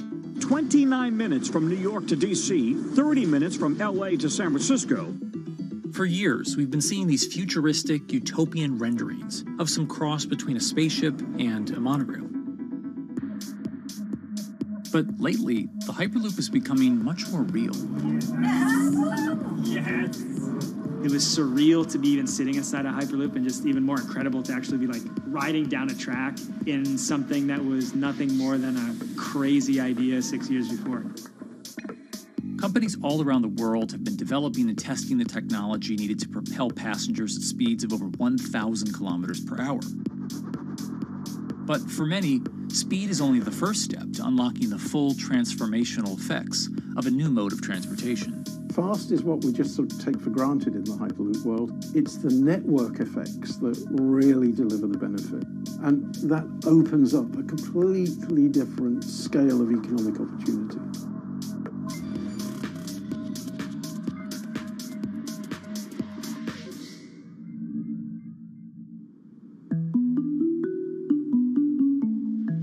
We've got planes, trains, automobiles, and boats for getting around Earth. But what if there was a fifth mode? And I have a name for it, which is called the Hyperloop. The Hyperloop? Hyperloop, yeah.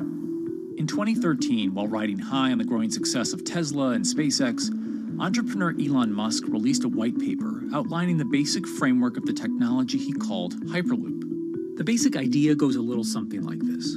A tube reduces the air pressure to a near vacuum-like environment. A Hyperloop pod is then suspended in the tube, usually by magnetic levitation. The whole pod can then be propelled forward. Because there's no traditional friction sources like air resistance or rolling friction that would push back against the pod, the Hyperloop is able to move at incredibly high speeds and do so fairly efficiently. Despite its futuristic name, however, the general concept behind Hyperloop is actually pretty old. In fact, New York City's first attempt at an underground public transit system in the 1870s was based on a similar principle. The pneumatic transit system was short-lived, however, only stretching one block and topping out at a rather leisurely 10 miles per hour. While Elon would make some 21st century improvements to this concept and bestow a very 21st century name, he wouldn't end up pursuing the technology itself, instead electing to focus his efforts on something a little bit deeper, literally digging the requisite tunnels via his boring company. It would take another billionaire industrialist who dabbles in spaceflight. No, wait, not that one. Yeah, that's the one. After Richard Branson would make a large investment in the company Hyperloop One, it would be renamed to Virgin Hyperloop. What we've always been trying to do as a company is show that this technology could work, that it could be made safe, and that ultimately it's something that's happening in the next couple of years, not the next 20 years. Josh Geigel is the co-founder and CEO of Virgin Hyperloop. In a familiar tech startup story, he's seen the project go from a garage to a large-scale testing facility outside of Las Vegas. So we started building the first kind of Hyperloop system in 2016. We've done a lot of work, about 500 tests that we've done on that over the last 5 years. And what we realized that we need to do is take that technology, show that it can be commercial, so drive the cost down, improve the efficiency, improve the performance. But the key thing is actually making it approachable and safe for individuals. In order to do that, Josh, along with Virgin's head of passenger experience, Sarah Lucian, bravely volunteered to take the inaugural ride. What her and I were realizing is we're the first two people sitting in a Hyperloop. The only type of people that have gone through this environment are in spacesuits, and there we are in just normal clothes because of the system, the safety of what we've designed. 3, 2, 1, launch. And then once we started going, you felt a bit of acceleration. We accelerated a little bit harder than we would in commercial. It'd be like a sports car. Yes. We got to about 108 miles an hour on that test. And it's a short run. It's about 500 yards or so, and came to a stop. The test, lasting only about 20 seconds and covering only a quarter of a mile at just over 100 miles per hour, is a long way away from a true functioning Hyperloop. But as for optics, it's a crucial step for the future of funding. The number one question we got from investors or from project proponents or just people in general was like, is a Hyperloop safe? And what better way to show something is safe than by actually getting people on it? But convincing investors and governments that would likely be fronting some of the construction costs for an unproven technology is no easy task. First and foremost is the question of safety. Most people don't know how an airplane works, but yet they get on an airplane. They get on an airplane because, it's faster than driving. And most importantly, they've probably gotten off of one before. They've seen someone get off of one before. And so what we set out to do was actually show that Hyperloop could be safe with two normal people, not astronauts, not adrenaline junkies or test pilots or anything like that. Two normal people getting on a Hyperloop, and then most importantly, those two people getting off. But beyond safety concerns, constructing Hyperloops will undoubtedly require a significant capital investment to the estimated tune of around $60 million per kilometer of track. So a track from San Francisco to Los Angeles, for example, is likely to come with a price tag over $10 billion. And before large governments are willing to come in and front those costs, investors who are funding Hyperloop development must accept it as a long-term mixture of technology and infrastructure investing. Investors that are used to short returns because you're developing apps or something to that effect, those aren't the investors that really get excited about Hyperloop. What you start to see is the people that are looking at platform technologies, right? So this idea that because the smartphone existed, Uber could exist, right? So who are like the Vanderbilts of this century? And that's the part where you're going to get a lot more no's than yeses. But there's people that have the ability, the fortitude to stick it out, to see the game-changing platform here. Those are the people that we're looking for. And since we've done that passenger test, there has been a lot of interest that's really, this is a lot sooner than I thought.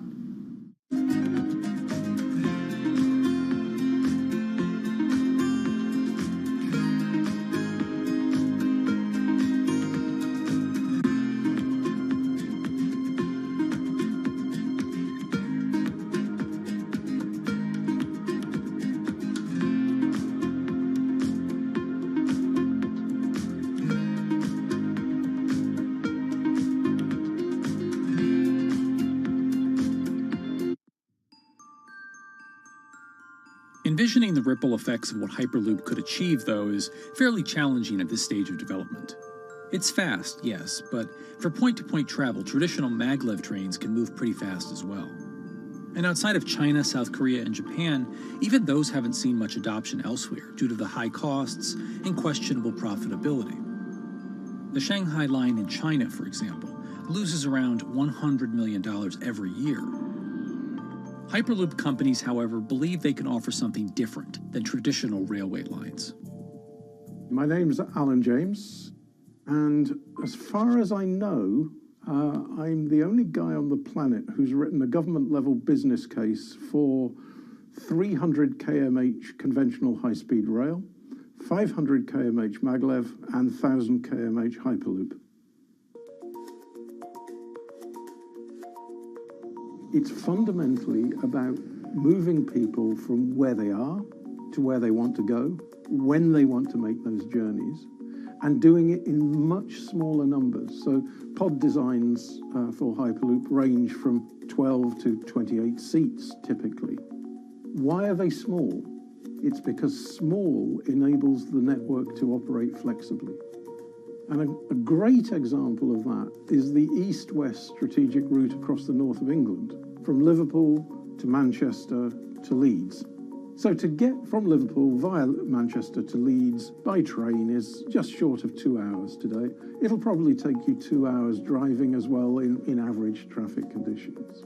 Net result is those three city regions remain three separate entities: Liverpool, Manchester, Leeds. There's very little commuting traffic between those urban areas. Hyperloop absolutely changes that from the ground up. Liverpool to Manchester is a 5 or 6 minute journey. Manchester to Leeds is also a 5 or 6 minute journey.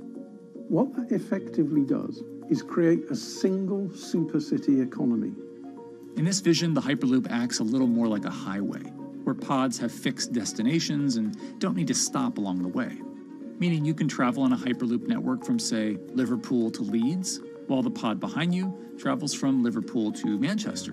And if that metro Hyperloop network is connected to other networks from the same location, you could travel from Liverpool to Paris or Liverpool to Amsterdam, all without making a single stop.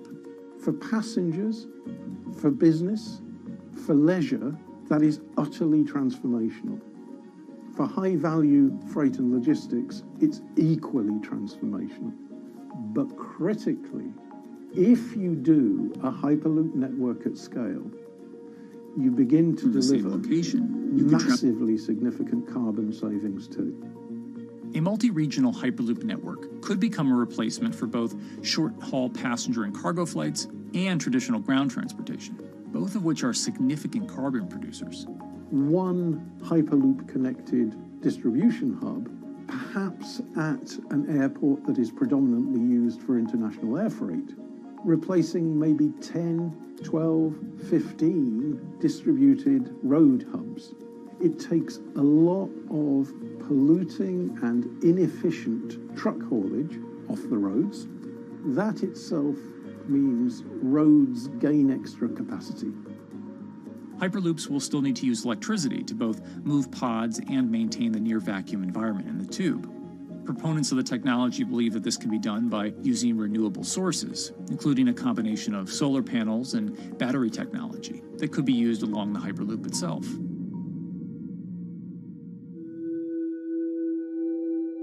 But even with all multipliers of time and carbon emission savings that a Hyperloop network may provide, the investment capital required to actually build such a network becomes even more economically and politically daunting. Committing doesn't mean spending billions on day one. Committing means, how do we phase it?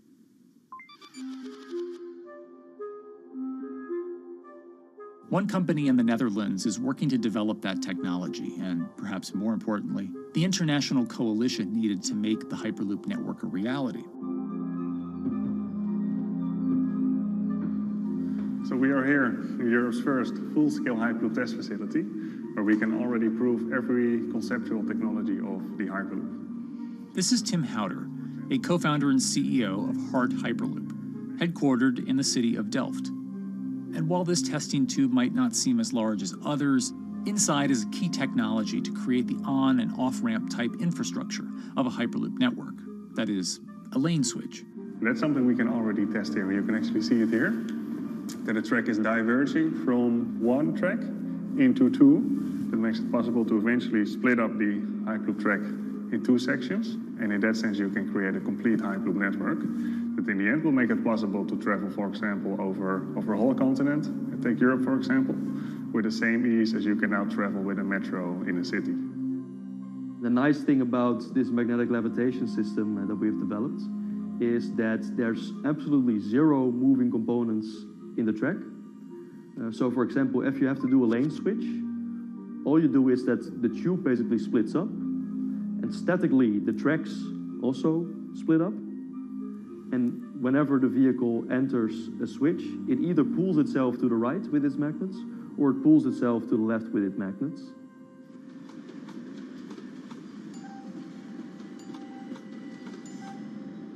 Lane switching on traditional rail requires the physical movement of the rail. Even modern magnetic levitation tracks use lane switching techniques in order to transfer trains from one track to another. And this is a very crucial element, because this is the thing that limits the capacity and, in the end, the usefulness of the rail network.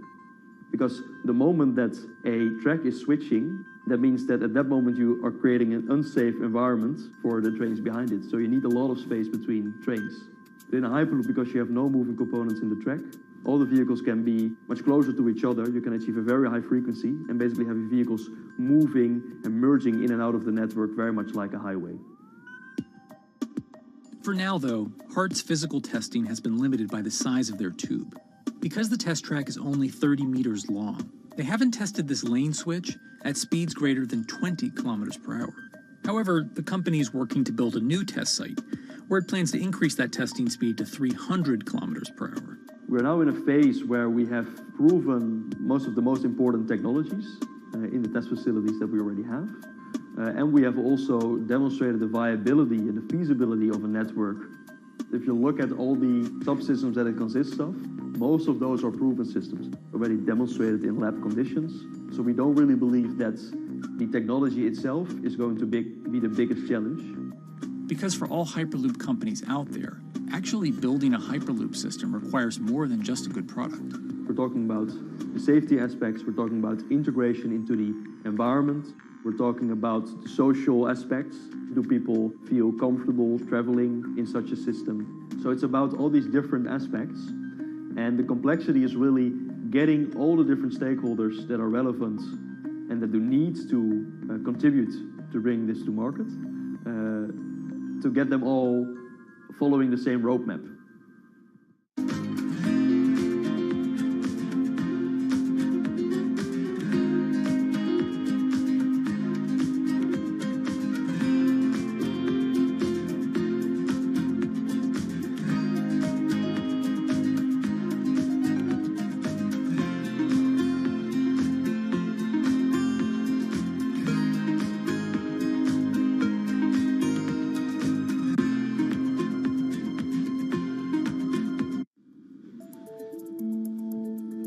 In order to help build this coalition of private and public interest in Hyperloop development, HART in 2018 partnered with other Hyperloop companies from Europe and Canada. The goal was to define, establish, and standardize the framework to regulate Hyperloop systems. Right now we are working with all the Hyperloop developers together in setting up the first, let's say, structure for starting the standards drafting. One of the most important goals for HART is interoperability, which is essentially making sure the different systems can communicate with each other. Interoperability is so important because what we want to achieve is actually have this seamless travel experience. So you don't want to end up, for example, going from Madrid to Paris and then switching because you need to use a different technology to get, for example, to Amsterdam. The idea being that as companies around Europe create the first commercial Hyperloop tracks between individual cities, one day those can all be connected to a larger network. Everyone that believes that Hyperloop is a future transport system also realizes that there is a need to have this network because that's where Hyperloop thrives. Hyperloop is such a huge project. It's definitely not something that you can do on your own or as a single company. So you need to do it with a lot of other companies. You need to have the governments. I think in that sense, the biggest challenge that we've encountered is to really get all the required parties together to take the steps in development and commercial implementation. HART's next plan is to build the European Hyperloop Center, an open testing facility which will include a 2.6-kilometer test track. And the company hopes to test travel speeds there at up to 700 kilometers per hour. Virgin Hyperloop is also racing to construct the first commercial Hyperloop route, with projects in various states of development in India, Saudi Arabia, and the United States. Recently, the company announced plans to build a Hyperloop certification center in West Virginia, which will include a 6-mile-long test track. Proving the technology here will be crucial if Hyperloop networks can find a home among infrastructure investments that the Biden administration hopes to make. The idea that there's multiple Hyperloop companies, I think, is a redeeming aspect in the business. People really want to see something happen, so having multiple people move forward is good for that. I was struck when Josh and Sarah rode the pod. 2 or 3 of the major outlets used the phrase, "We now have a new mode of transport." And although all of that technology had existed before those 2 human beings rode it, it was the moment at which those 2 human beings traveled that short distance down the tube that in popular imagination, Hyperloop became a mode of transport. The metaphor I use with my team is that, the Wright brothers were first, but none of us fly on Wright Brothers Airlines anymore. If you don't continue to innovate, you're not going to be around, and so we'll continue to be at the forefront of building Hyperloop. Back in 2013, Elon had an idea. I think the difference now in 2021 is some brilliant engineers have spent real time grinding out the details. And I thoroughly expect the next 3 to 5 years to be decisive.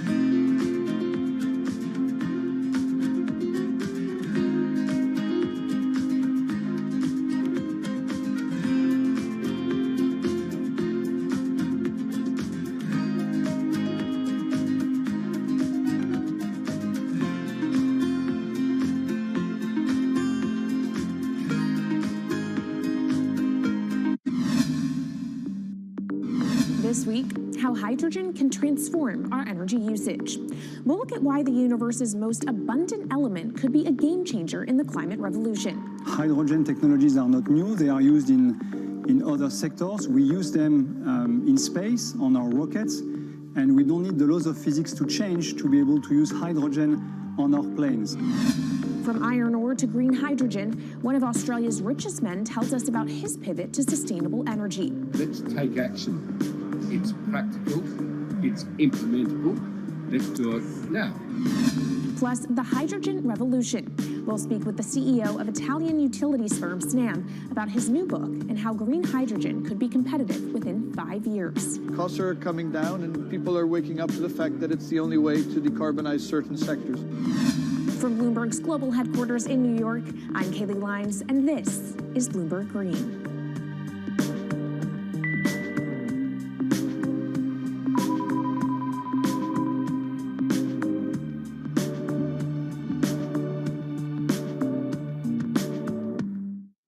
It's a new year, so here at Bloomberg Green, we're highlighting new solutions in the fight against climate change. And one of those is as old as the universe itself, hydrogen. It's the simplest element around, but could well be a game changer when it comes to turning around our dependence on fossil fuels.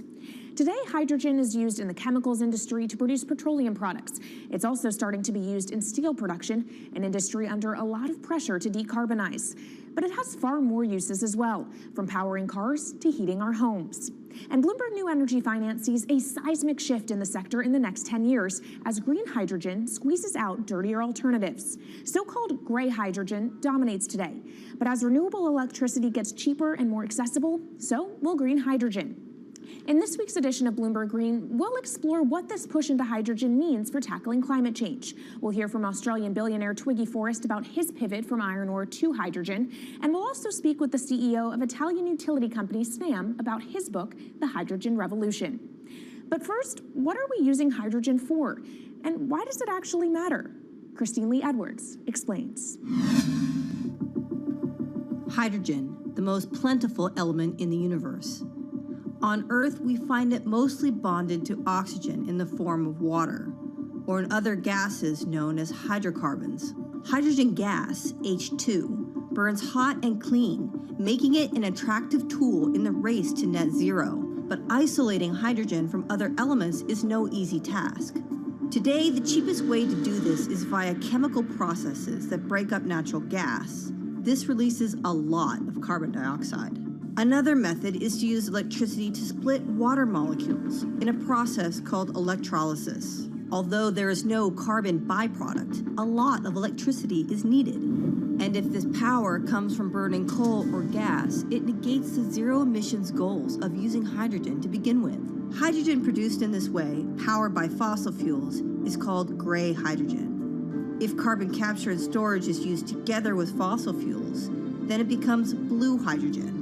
If nuclear power is used, it's called pink. And finally, green hydrogen is when it's produced via electrolysis and powered from renewable sources. This method is considered emissions-free. It's predicted that by the early 2030s, H2 made from renewables will be cheaper than that made from fossil fuels. But that hinges on the cost of electrolysis declining, which will be achieved through larger projects and an expansion of manufacturing.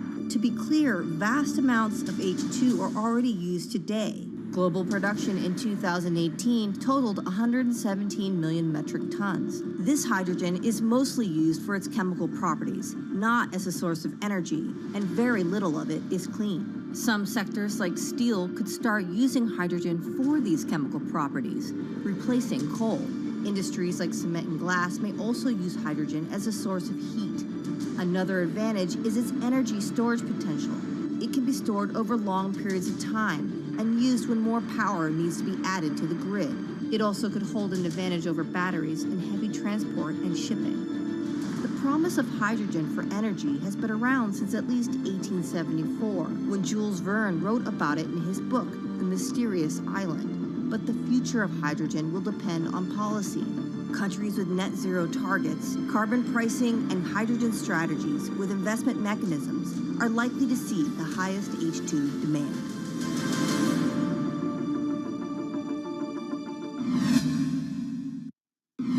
That was Bloomberg's Christine Lee Edwards explaining what hydrogen means for the energy transition.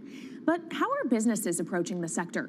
Well, one of Australia's richest men is making a big play into hydrogen.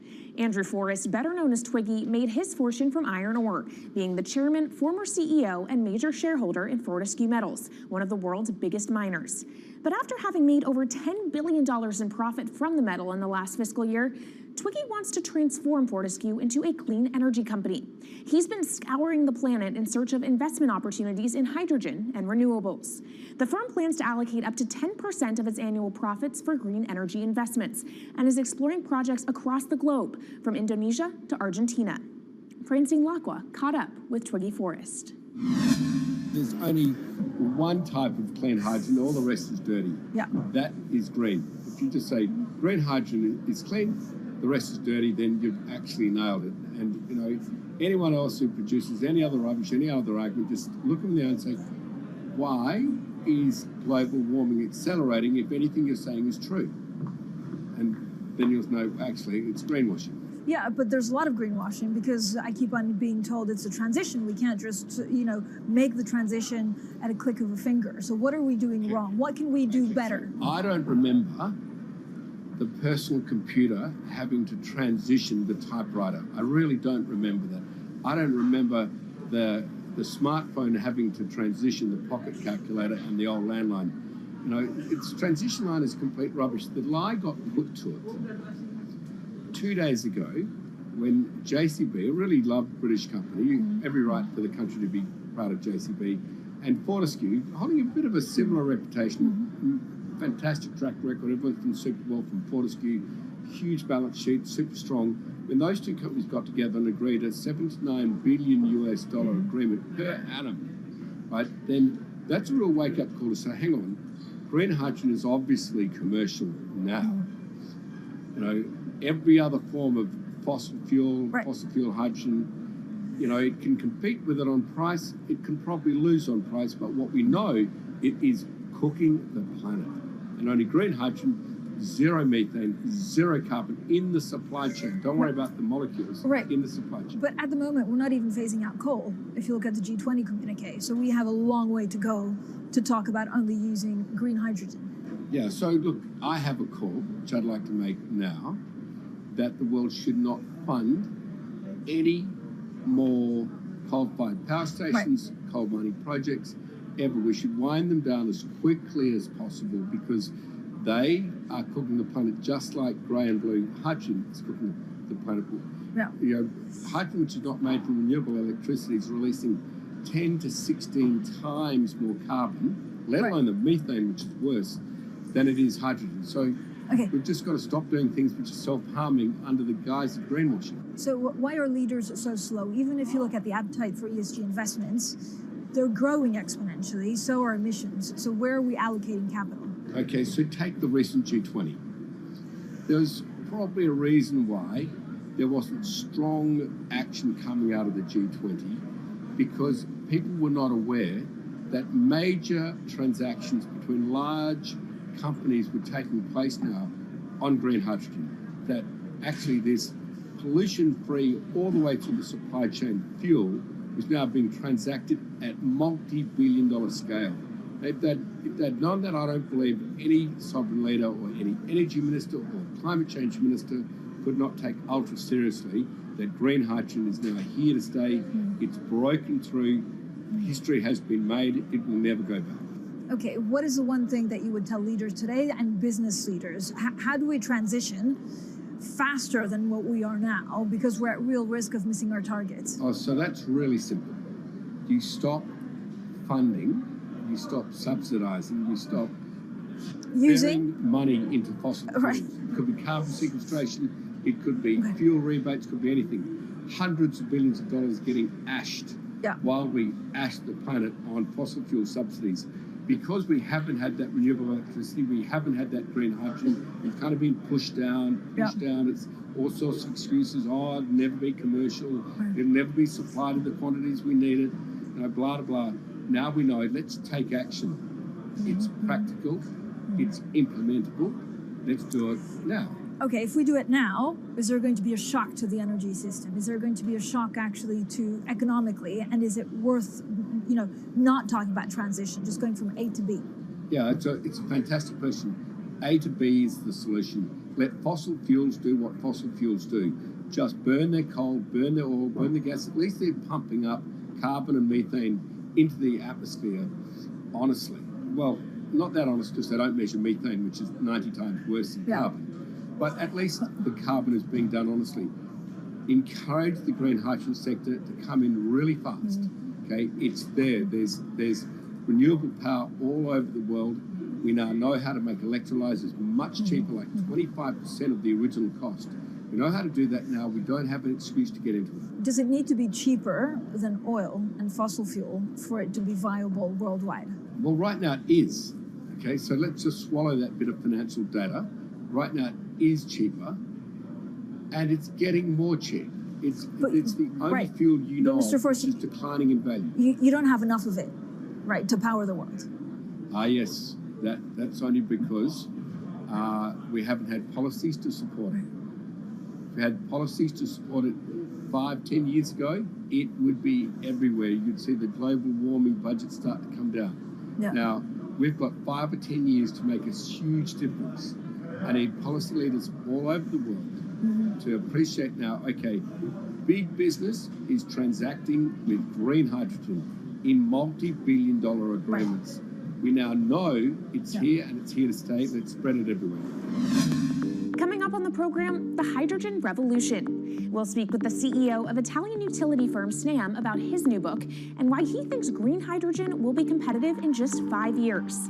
Plus, how are airlines working to become more sustainable? We'll look at how Airbus plans to step up in the climate fight. This is Bloomberg Green.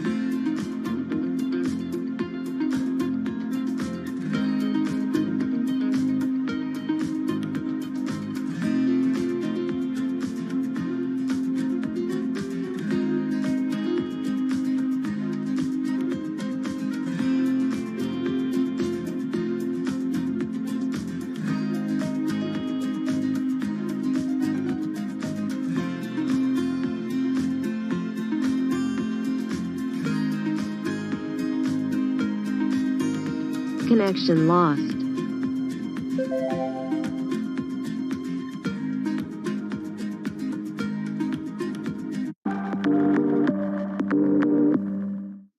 From Bloomberg's World Headquarters in New York, I'm Kaylee Lines, and this is Bloomberg Green. What will the world look like in 2050? Will global temperatures have stabilized, electric vehicles be abundant, and solar and wind power homes around the world? According to Marco Alvera, the CEO of Italian energy company Snam, that vision of the future could be a reality. And he says that hydrogen will pave its way.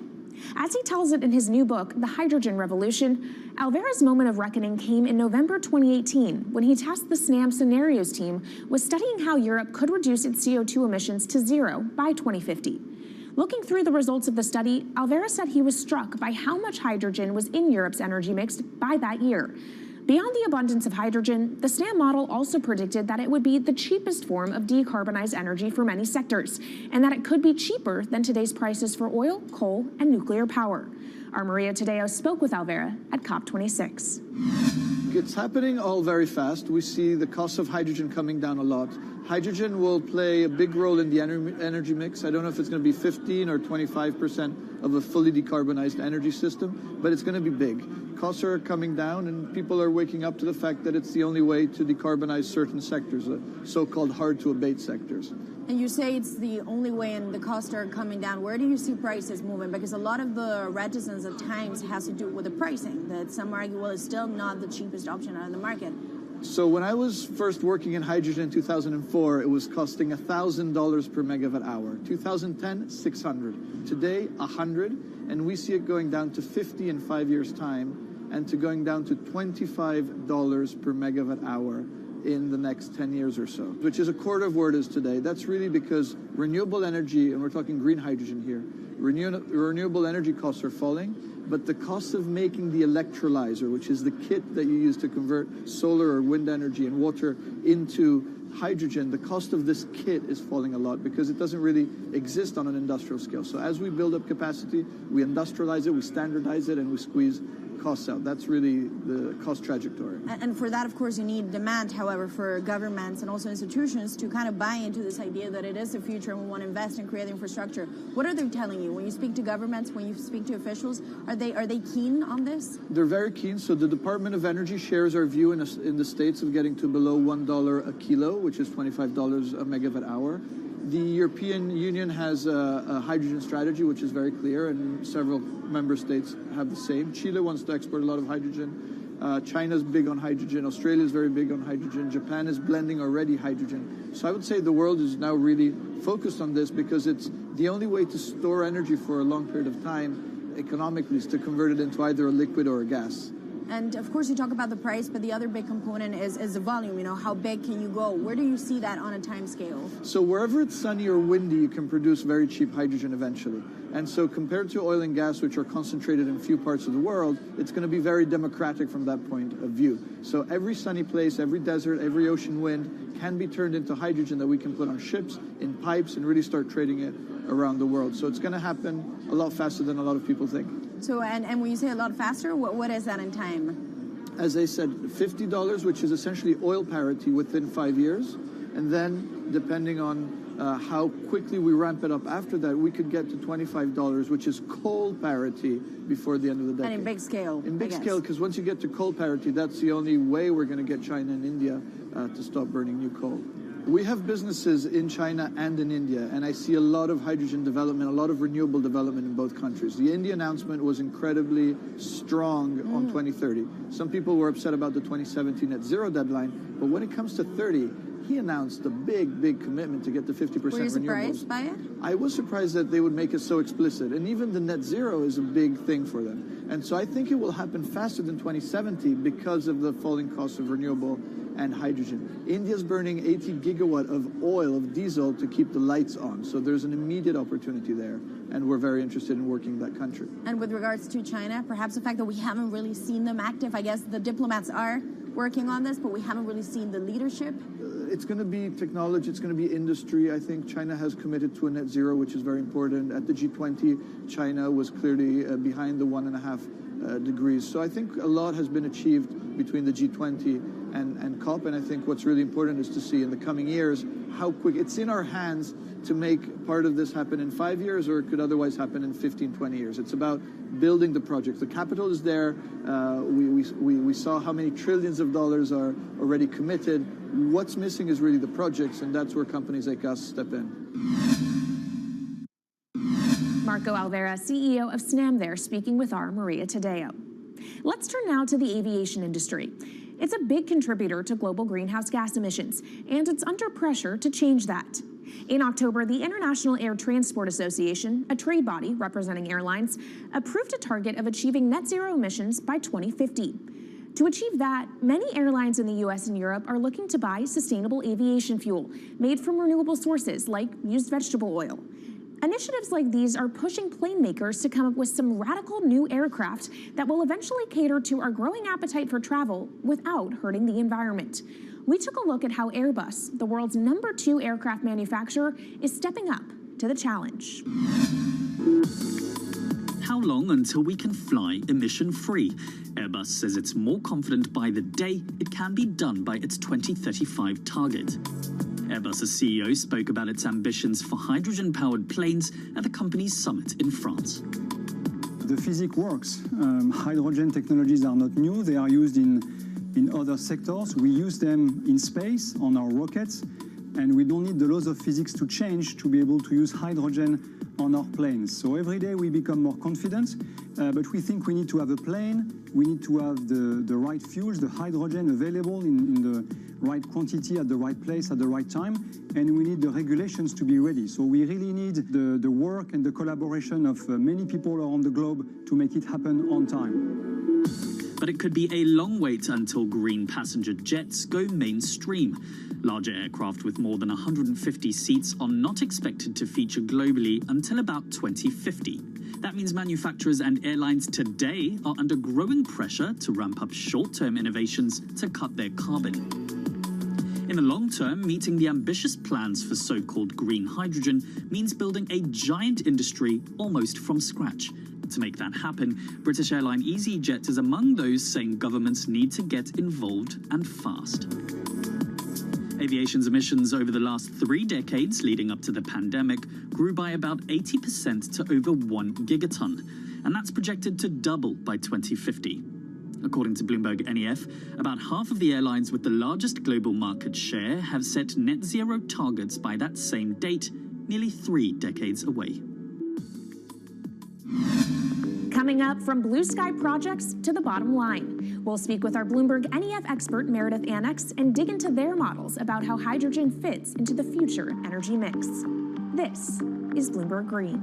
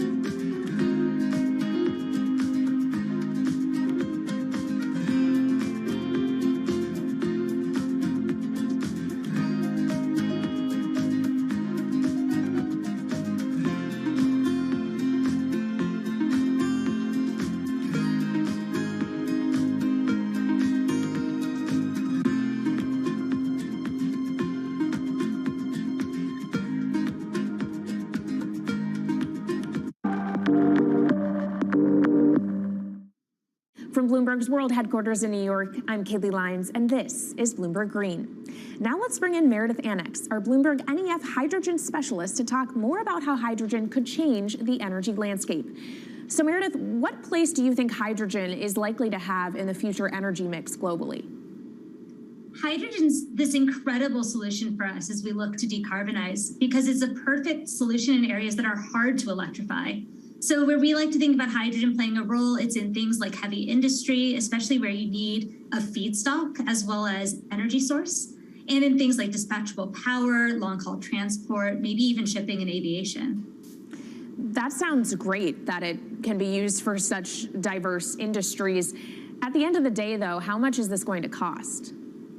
Well, that's the amazing thing about hydrogen, because depending on how you make it, it can actually see significant cost declines in the future. So when we're talking about clean hydrogen, we usually mean green hydrogen produced from renewable electricity. And in that case, your hydrogen is almost as cheap as the renewables that are used to make it.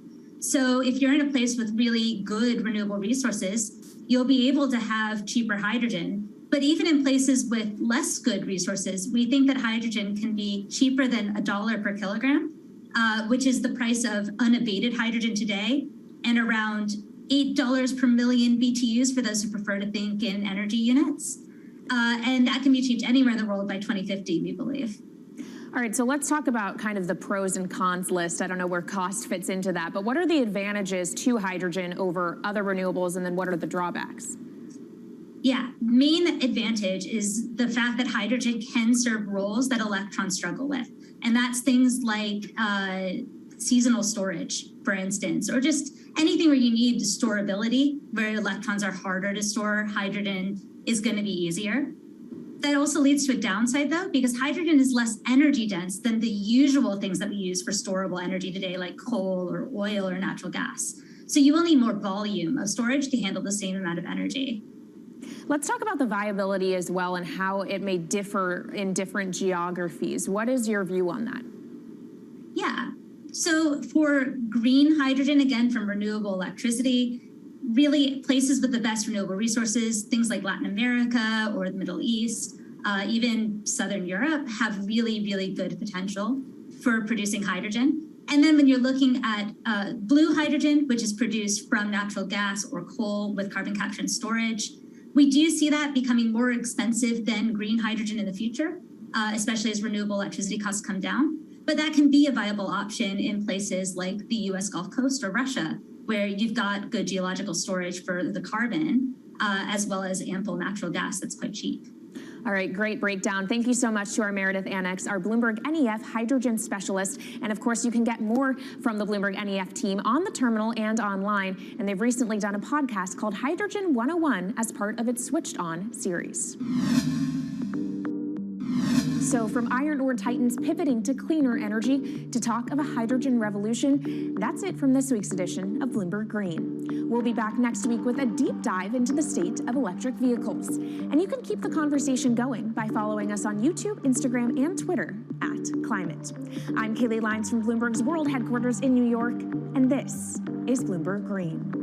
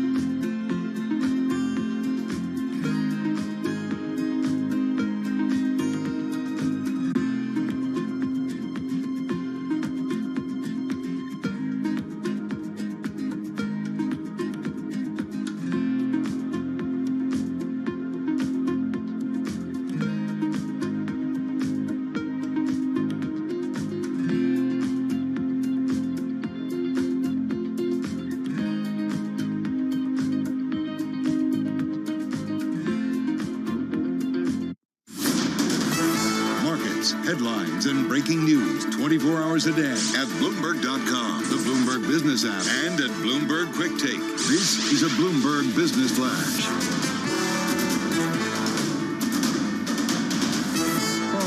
Bloomberg World Headquarters. I'm Charlie Pellet. CPI Wednesday, and it is risk on. The Dow, the S&P, NASDAQ 100, all pushing higher and trading close to session highs right now. Right to the numbers. We'll give you the why in a moment here. S&P up 82 points, up by 2%. The Dow up 498, up 1.5%. NASDAQ, the outperformer today, up 2.7%. The NASDAQ Composite Index now rallying by 333 points. NASDAQ 100 Index up 2.6%. Stocks are surging. Bond yields are falling.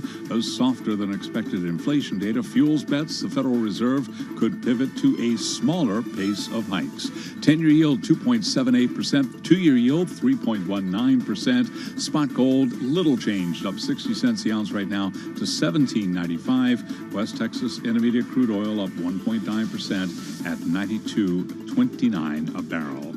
The inflation rate moderated in July, rising 8.5% year over year. That is below June's historic 9.1% increase. Reaction to the report and what it means for the Federal Reserve from Kathy Jones, Chief Fixed Income Strategist at Charles Schwab. It's a first step. It's certainly not conclusive that we've got, peak inflation behind us. But yes, all along we have thought that as long as the Fed is determined to get inflation down, then the yield curve will invert. They will tighten until that happens, and ultimately that is good news for the bond market. Tesla shares are higher now by 3.7% after Elon Musk offloaded $6.9 billion worth of stock in the EV maker, saying he wanted to avoid a sudden sale in the event that he's forced to go ahead with his deal to acquire Twitter.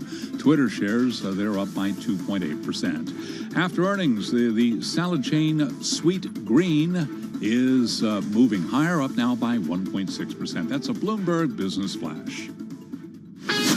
This is Bloomberg Business Week. Insight from the reporters and editors who bring you America's most trusted business magazine, plus global business, finance, and tech news as it happens. Bloomberg Business Week with Carol Masser and Bloomberg Quick Takes Tim Stenovic on Bloomberg Radio. Live from the Bloomberg Interactive Brokers studio, we are streaming on YouTube. A very good afternoon. It is Wednesday, August 10, 2022. Tim Stenovic, can I say that correctly, is off today, my co-host. I'm Carol Masser, and in his place is our Bloomberg Markets senior editor, Mike Regan, joining us. And Mike, I feel like nothing like a not-so-hot inflation print to bring everybody back into the markets, at least the equity markets. Oh, absolutely. S&P 500 the bond market too, right? That 2%. Was up. Yeah, yields down. I mean, what's not to like? I don't know. Check back tomorrow, and maybe we'll give it all back. I don't know. Hey, a little clue. Inflation is still pretty high. All right. Also ahead, we're going to talk about some of the most read. Elon selling Tesla shares again. Europe's rivers running dry, disrupting billions in trade. And then we've got a double dose of CEOs whose company shares, man, they are soaring today. Jeff Jones of H&R Block and Andy Marsh, CEO of Plug Power. And then we've got a sports roundup, Mike, because I feel like we just need it. Absolutely. A lot going on. Serena Williams. I know we've got the Saudi golf tournament to talk about. No controversy there. Yeah. And we're going to get into that. And then we're going to, of course, talk about Disney earnings, folks. I kind of buried the lead. That's coming up, or the second lead, those after the close. All right. You are listening to Bloomberg Business Week. It is brought to you by Commonwealth, supporting more than 2,000 independent financial advisors with the solutions they need to grow a thriving business. Commonwealth, go where you grow. Visit commonwealth.com to learn more. Let's get to the Market Drivers Report. Michael McKee with us, international economics and policy correspondent at Bloomberg News and markets reporter at Bloomberg, Abigail Doolittle, joining us. Abigail, I feel like I should start with you to talk a little bit about markets, but I got to start with Mike because markets are doing what they're doing because of economic news this morning. It's all my fault. Happy birthday to you. Oh, we picked a good day for that, didn't we? Yes, a little present. Joe Biden was so happy today, and I didn't realize it wasn't because of me. Aww. Mike's experienced age inflation, I think, is yes, the problem. Unfortunately, there's no deflation here. Sorry. So talk to us about the print. Was it as good as we all seem to be excited about? Yeah, you have to keep in mind that this is one step in a long journey kind of thing. It's only one data point, yada, yada, yada. And inflation is still very high, as Charlie Evans, the Chicago Fed president, said today. But it was a surprise to the downside in terms of inflation for the month. And so that is a good sign. A number of things went down that we expected to go down, like gasoline prices. They were off 7.7%. But some of the things that fell into that old transitory category that we've been waiting for them to go down, used cars, car rentals, airline fares, hotels and motels, they did drop. So if those trends continue, then it's a sign that we're sort of going in the right direction. Food still at sort of record highs, food inflation for the year. But we've seen commodities, Mike would know this, agricultural commodities come down. So maybe that starts to feed into the process and food prices start to back off a little. Mike, I'm glad you're here on your birthday. I've been dying to ask you ever since the last Powell press conference about a comment he made where he basically acknowledged that monetary policy has a lagging effect. Rate hikes today might not hit the economy till, 6 months, several months down the line. So I'm wondering how you're thinking about this cool off in inflation, coupled with that notion that Powell does seem to be aware of that lagged effect of monetary policy when it comes to thinking about September. I mean, is it crazy of me to think we could be back to even a 25 basis point hike like the old days, or too soon for that? You're crazy. Yeah. Well, you're crazy anyway, but that's another story. Separate topic. We have a number of economic indicators between now and then that would be dispositive on that, to quote the lawyer David Weston. The retail sales report next week will tell us something about how consumers are doing. We have another CPI report. We have another jobs report. And if they all kind of moved in the same direction, then 25, I suppose, could become possible. The Fed does worry about the quote-unquote long and variable lags between monetary policy making and when it hits, and they don't want to be in a position where all of a sudden a real drag hits the economy when we're going into a recession next year, if we were. But if we keep having the kind of data we've had, we wouldn't be going into a recession, and they would feel better about it. Well, let's go to the markets, because the markets certainly don't seem like they're thinking about recession today, Abigail. No, not at all. And it's nice that we finally have good news that is being perceived as good news, not just for the real world, but also markets, because we do have the major indexes up about 2% or more. And this, of course, as yields are down, but at this point, not even down all that much. The 10-year yield is actually slightly higher. Earlier, it had been down about 10 basis points. The 2-year yield is still down 7 basis points, speaking to the dislocation on the part of traders that had been selling bonds into this. But of course, lower yields make the valuation on some of these tech stocks and other stocks more attractive. You know, it almost is a little bit more FOMO-like. If I use the MOV function on the Bloomberg terminal, the top stocks on the day, Norwegian Cruise Lines, Carnival, Royal Caribbean, all up more than 10%. Netflix up 6%. And that's after Norwegian, was it yesterday? Yeah, had a bad, right? yeah, and they were actually talking about consumer weakness. So it's almost like a little bit of a knee-jerk reaction here in terms of folks thinking, okay, it's coming in, people are going to be able to spend more, but to this whole trickle-through idea, how long will it take? Now, I will say one encouraging thing for the rally, you do have these indexes firmly above resistance and above the 100-day moving average, which suggests that this, we probably have some more to go here, higher. Volume behind it? Volume is basically on flat. Earlier in the day, it had been sharply higher, actually 20% higher, but right now it's about flat. Abigail, I wanted to ask you about that. It seems like every rebound off of a low we've had this year has been a bear market rally. It eventually, flattened out and then back to new lows.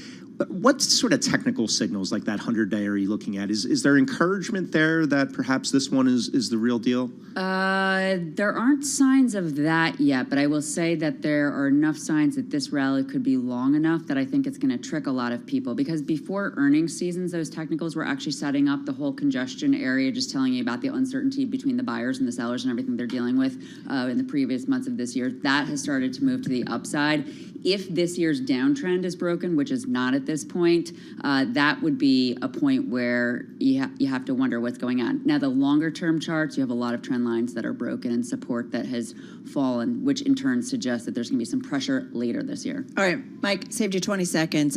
Core services component, did that continue to climb? I thought I heard that on radio this morning. Core services continue to climb, and corporates We are a service-led economy, right? Climb, but lower. So services are taking up a bigger portion of all this, and that's a problem as they try to find workers. They're going to have to pay more money to get them, and that contributes to inflation. All right, lovely setup, guys. Thank you so much. Happy birthday, Mike. Cupcakes are coming. Michael McKee and Abigail Doolittle right here in our Interactive Brokers studio. Off to D.C. and Nancy Lyons with World and National News. Hey, Nance. Thanks, Carol. As you've been hearing here on Bloomberg, U.S. inflation decelerated in July by more than expected, reflecting lower energy prices, which may take some pressure off the Fed to continue aggressively hiking interest rates. President Biden says the economy may be turning a corner. We're seeing a stronger labor market. where jobs are booming and Americans are working, and we're seeing some signs that inflation may be beginning to moderate. That's what happens when you build an economy from the bottom up and the middle out. President Biden says there could still be some headwinds in the months ahead due to the invasion of Ukraine and disruptions in the supply chain due to pandemic closures in Asia. Well, the Federal Trade Commission may soon turn its attention to the impact of social media on kids. A bipartisan data privacy bill in Congress includes a provision to staff the FTC with experts in youth development.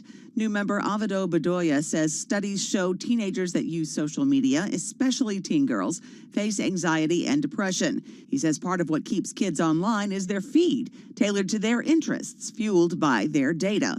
Bedoya is also looking to hire a psychologist to focus on the impact social media platforms have on kids and teenagers. In Washington, I'm Amy Morris, Bloomberg Radio. Former President Trump is pleading the fifth in a probe carried out by the New York Attorney General. He refused to answer questions today at a deposition in New York City as part of a civil investigation into his business. Global news 24 hours a day, on air and on Bloomberg Quick Take, powered by more than 2,700 journalists and analysts in more than 120 countries. I'm Nancy Lyons. All right, Nance, thank you so much. Carol Masser, along with Mike Regan, my co-host Tim Stanovic, is off this week. And obviously we're focused on the markets, that CPI print, but also among the most read stories on the Bloomberg includes one that we just heard from Nancy Lyons talking about former President Donald Trump. He is declining to answer questions by the New York Attorney General, invoking his Fifth Amendment right against self-incrimination. He is sitting for a deposition in her probe into potentially fraudulent asset valuations of his company. And Mike, we were talking about this on our planning call this morning. Yeah, another really interesting Trump story out today. Apparently the staff Wait, can we remind everybody what this Trump thing, though, is about? Because there's so much stuff going on. Oh, yeah. So this is about the real estate valuations, right? Yeah. You know, the allegation is that he inflated the values of some properties in investment documents, but then gave lower valuations for taxes, and they're trying to, you know, sort of get to the bottom of what all this means. You can't play around with valuations, right? Valuation is a valuation. You got to use it for taxes, for if you're looking for some financing, you got to do it all, right? Right. I mean, you know, and it's kind of a wiggle room type of thing. You know, one appraiser might assess a property at something, and another might have a different opinion. You know, it could change given on a whole variety of circumstances. But obviously, if they can prove that he was intentionally manipulating these valuations one way or the other, I think that's what they're after. So yeah, he's not willing to answer questions about it, though. So we'll see how it goes. Right, and it's the former president as well as Donald Trump Jr. and Ivanka. They also agreed to sit for as many as 7 hours of sworn testimony. So some of this going on. You mentioned the other story, which that one's pretty interesting. Apparently, his staff from the 2016 have been released from non-disclosure agreements, and they are now allowed to talk about the Donald himself, good and bad, as they say. So I think a lot of cable news and radio bookers are probably working the phones pretty aggressively right now. I mean, we might have an hour devoted to like this story alone. It could happen. These are among our most read, though, on this Wednesday. Carol Masser, Mike Regan. This is Bloomberg.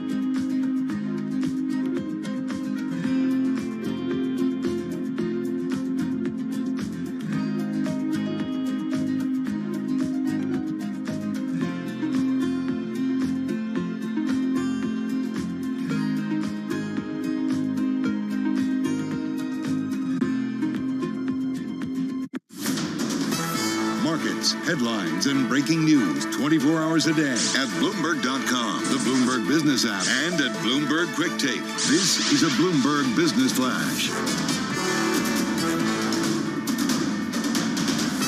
From Bloomberg World Headquarters, I'm Charlie Pellet. S&P 500 index on track for its highest close since May. We've got the Dow, the S&P, and NASDAQ all pushing higher. S&P up now by 78 points, a gain of 1.9%. We're very close to session highs. The Dow up 478, up 1.5%. NASDAQ, though, up 323, up by 2.6%. Stocks are surging. Bond yields falling as softer than expected inflation data fuels bets the Fed could pivot to a smaller pace of hikes. Again, the 10-year 2.79%, spot gold down 0.1%, $17.93 the ounce. I'm Charlie Pellet, and that's a Bloomberg Business Flash.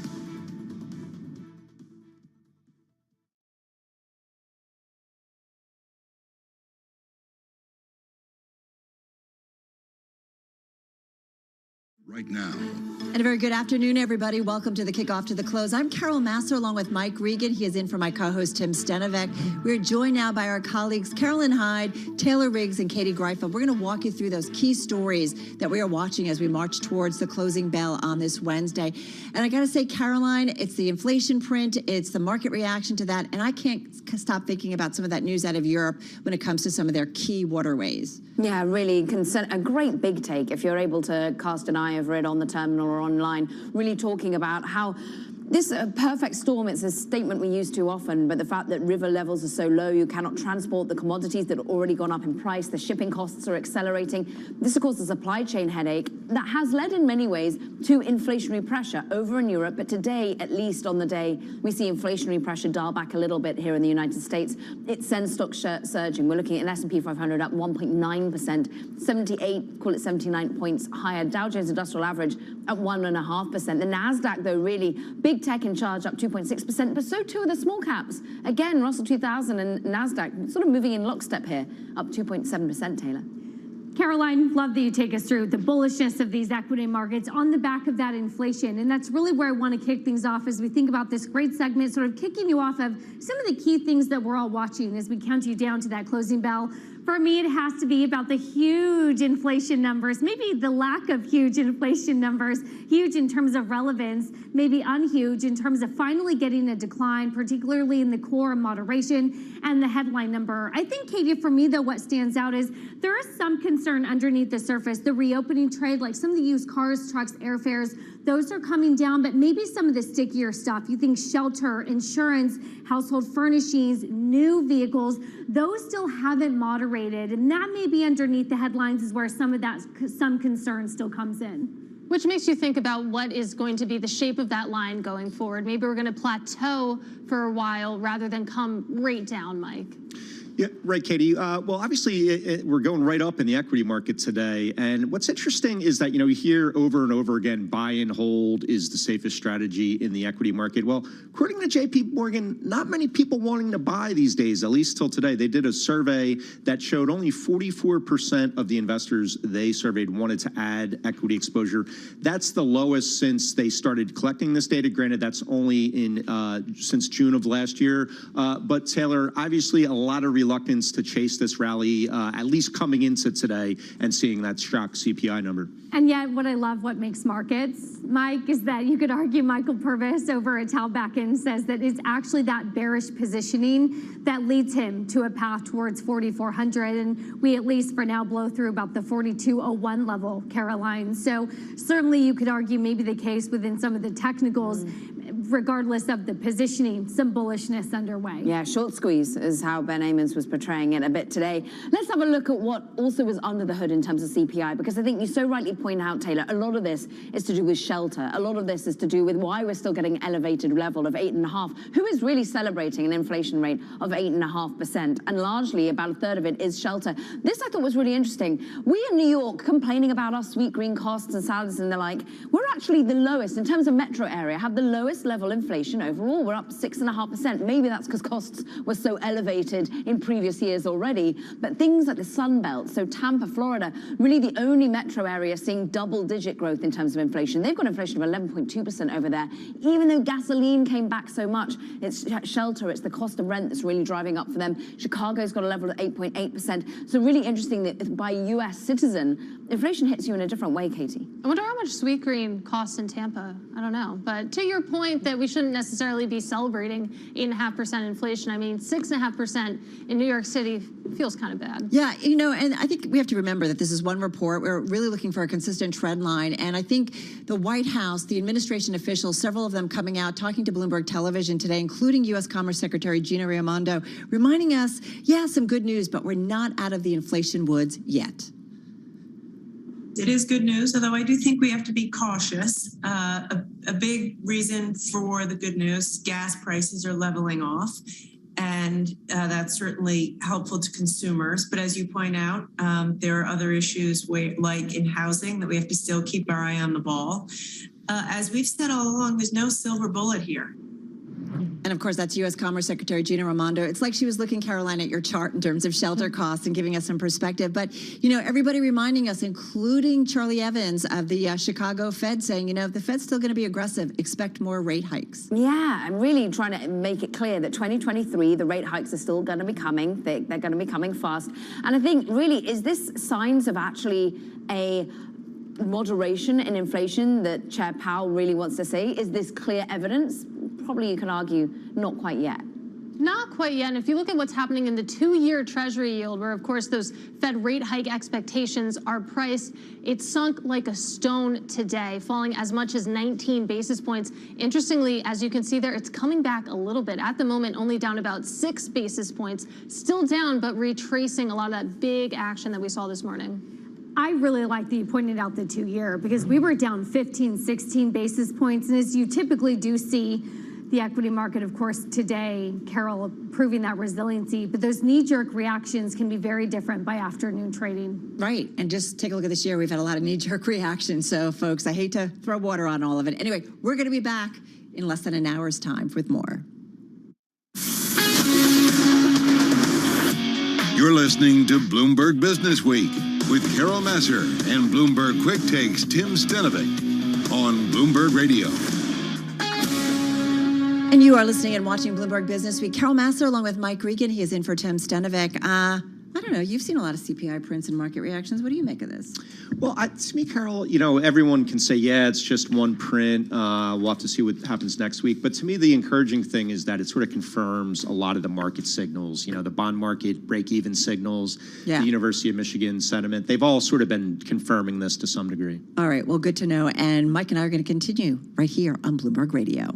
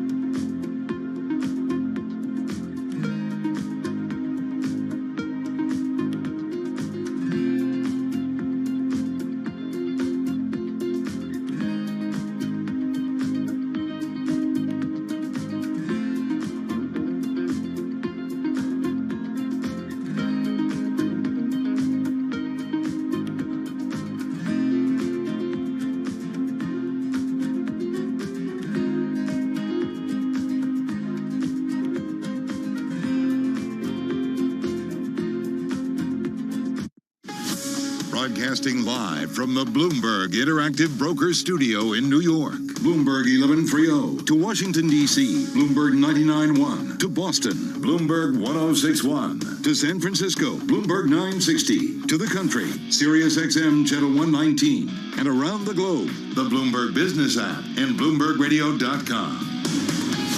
This is Bloomberg Business Week. All right, folks, it is Wednesday, August 10th. You are listening and watching Bloomberg Business Week. Carol Master, Mike Regan, in for Tim Stanovic. We're going to slow it down a little bit, talk a little bit about sports. I think we all need a breather. Absolutely. And so much sports news these days. I mean, especially in the, from our focus, the business world. So let's get into it. I want to talk about the Live Golf. I've been dying to talk about this, and I think we got the right guest to in a moment. First, we got to check in with Charlie Pellet, though, because he's going to update us on the markets. No, those are important too. And here's what's going on. What I got is the bulls running wild on Wall Street today with the Dow, the S&P, and NASDAQ. They're all surging. Traders going risk on. S&P on pace for its highest close since May. So here's where we stand. Right to the numbers on the CPI Wednesday. S&P now up by 76 points. We're holding close to session highs, up 1.9%. The Dow up 459, up 1.4%. NASDAQ up 317, higher by 2.5%. 10-year yield 2.79%. The 2-year yield 3.22%. Spot gold 17.89 the ounce, down 0.3%.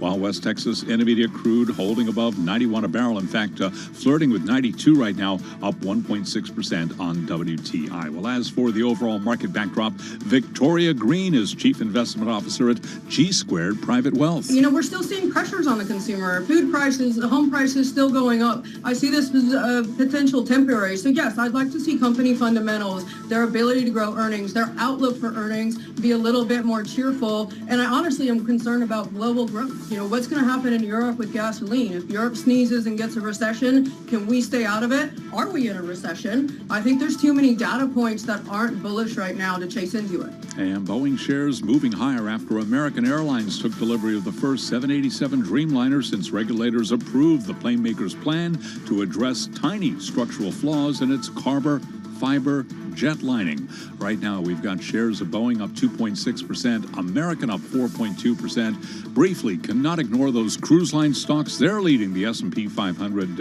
higher. Carnival Corp, case in point, up 10%. Royal Caribbean up 10% as well. Norwegian up by 11.9%. I'm Charlie Pellet, and that is a Bloomberg Business Flash. All right, Charlie, thank you so much. Carol Master, Mike Regan, live in our Bloomberg Interactive Broker Studio right here on Bloomberg Business Week. Okay, it's a big economic day. It's a big market day.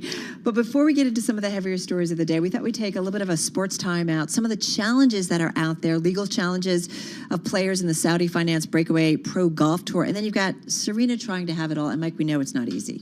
It's not easy. And I can't imagine trying to play a Grand Slam tennis event with a young kid at home. I totally get where she's coming from, and being pregnant. Yeah, I don't know. It's hard enough to get there, otherwise, and let alone with little kids and being pregnant. So I feel her pain there a little bit. All right, so let's get to Scarlett Fu, who is a Bloomberg Quick Take correspondent. She is also one of the hosts of the Bloomberg Business of Sports radio show and podcast. And you can check out the Bloomberg Business of Sports podcast every Monday, Wednesday, and Thursday at Bloomberg.com or wherever you get your podcast. She's in our studio. So nice to have you here. Hi, guys. Hi. So let's start with this PGA battle against the civil war in golf. I mean, every day on the terminal, there's a story on it. So tell us the latest and the controversy. Well, and all the that good latest stuff. is that there was a judge that sided with the PGA Tour, basically, because the Saudi-backed Live Golf Tournament has been making inroads into PGA. And of course, Greg Norman founded this, and they poached a lot of PGA players, meaning they've recruited a lot of PGA players, and they paid them a lot of money with bonuses. And just for participating in the Live Golf Tournament, they make money, more money in many instances than they would on the PGA Tour. The PGA's response to this was, you're dead to us now. Like, you can't play on our PGA Tour if you're going to join Live Golf. So 3 players sued the PGA, basically making the argument that it's acting like a monopoly, right? That, you are suppressing our wages. Aren't they? I mean, it's a good case, I think. They're not employees of either organization. True. Right? True. They're contractors. They're Right. freelancers in many ways. Like, And aren't there NBA players who then go play with other leagues? Didn't they used to? I don't there's know. collective bargaining agreements, though, and they're employees of the NBA. Okay. Slightly different, right? Yeah. These are freelancers. But in this case, you're talking about Live Golf paying the players more than they would have made on PGA. So the PGA is being sued for suppressing wages when they went to go to the league that pays them more money. Right. Why can't they all play both?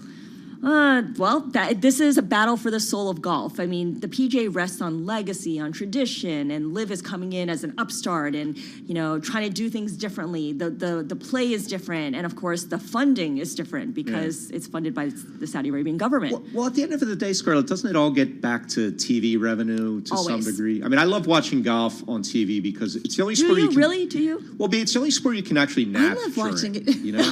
You can doze off for a little bit, and then if there's an exciting you can nap shot... during baseball too. Well, right. All right, I'll have to try that. But I prefer a good golf nap. But then, you hear the crowd revs up and wakes you up, and you watch the replay. But is there any path to Liv getting on TV? Not Are they right just now. too radioactive, do you think, politically? I mean, it is until it isn't, right? Right. At some point, enough players will go over and people will talk it up, and the argument that Saudi Arabia is greenwashing itself, right, will kind of just fall into the background, and it'll become whatever the players make it to be. If enough players go over, then it becomes its own thing. Yeah. Well, and part of the problem is not part of the problem. I think of Jamal Khashoggi, right, the journalist, and you saw the business community, everybody pushed back, and then we've seen the business community kind of go back to Saudi Arabia. Like, it's interesting, right? Yeah. Is that part of it? I don't know. And people talk about it, and everyone gets asked about it, right? All the players who play for Liv get asked about it, and they've all gotten very not comfortable, but there's a whole routine where they're like, "I'm not going to talk about that. I'm not going to talk about it." And after a while, they stop getting asked about it, and people just kind of move on. Yeah. So there's going to be fatigue with this line of questioning after a while. We knew we needed more time with you, but we've only got about a minute left here, and we buried the lead. Serena Williams retiring. Yeah, this is such a huge deal. Basically, I like how you put it.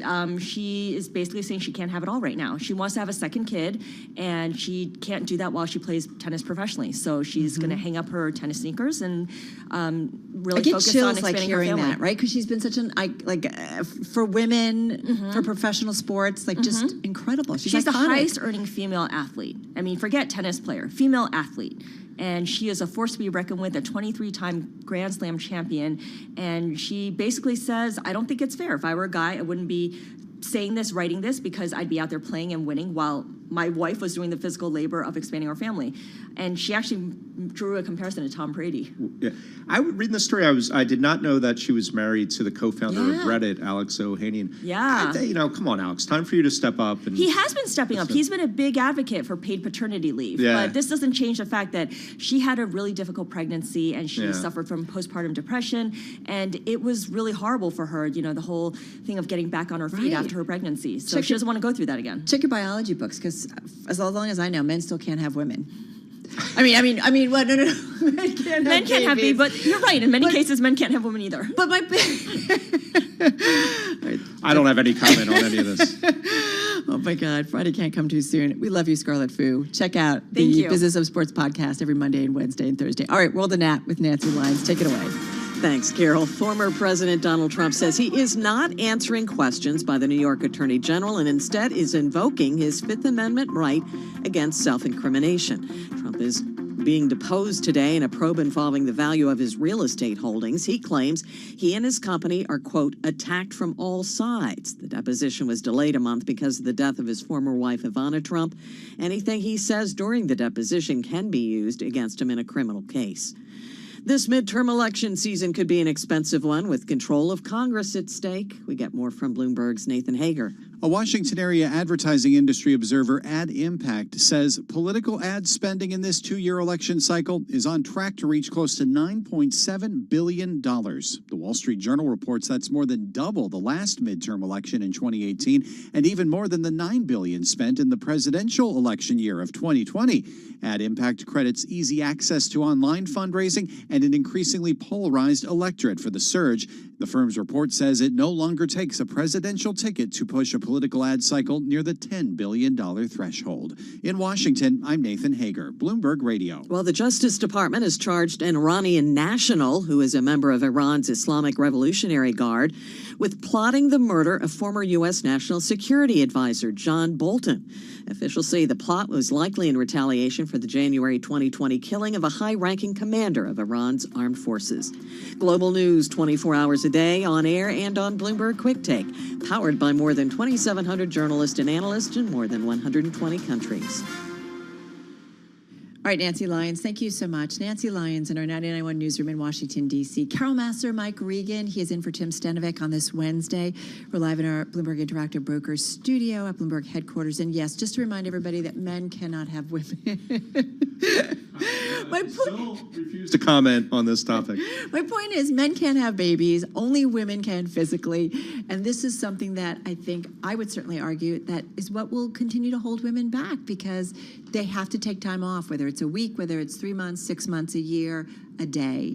Yeah, and it's obviously it's different taking a few weeks off or a few months off from a corporate job where you're sitting behind a desk, and one where you're out competing in the highest level of professional tennis. Well, but here's somebody who has all kinds of money, Yep. all kinds of help, and yet she's got to take a step back from a killer career. Yeah, maybe she could adopt. All right, Mike. I'm going to shut up. This is how guys like me get canceled. All right, let's talk about something else that's certainly catching our attention on this Wednesday. And this has to do with New York City's Metropolitan Transportation Authority, one step closer to rolling out a congestion pricing plan that would charge some motorists as much as $23 to enter Manhattan Central Business District. Would you drive in? $23 to you couldn't pay me to drive into Manhattan. I'm a country boy out in Jersey. Do you never drive into New York? Sometimes on the weekends, like if it's a slow weekend and I can get it out. Rush hour, forget it. My temper is too great to be dealing with this type of traffic. So well, it's gonna, I have to say, I think it's good that we are maybe getting cars off of some of New York City streets, because it's pretty congested and pretty crazy and even tough to walk around in. But that's a lot of money. I wonder if it applies to just a resident. If you're living in Manhattan and you're just trying to drive to the store or something, if that, how that works. I think it's the idea is if you go Coming into in Central Inn, like I think if you're on the outskirts of the city that you can bypass it. But the new tolls could go in effect as soon as the end of 2023. We're talking about maybe bringing in $1 billion in revenue a year. So that's some real chump change, if you will. You are listening to Bloomberg Radio.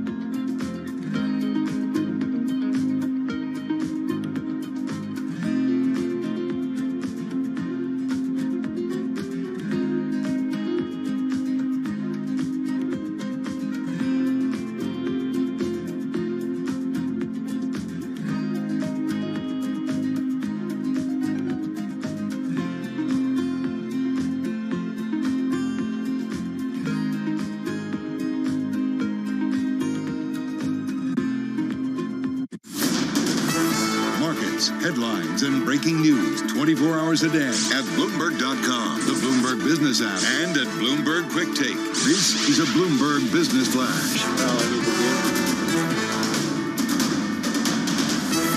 Bloomberg World Headquarters, I'm Charlie Pellet. Traders are risk on today with the S&P 500 on pace for its highest level since May. Stocks are surging. Bond yields are falling as softer than expected inflation data fuels bets the Fed could pivot to smaller pace of rate hikes.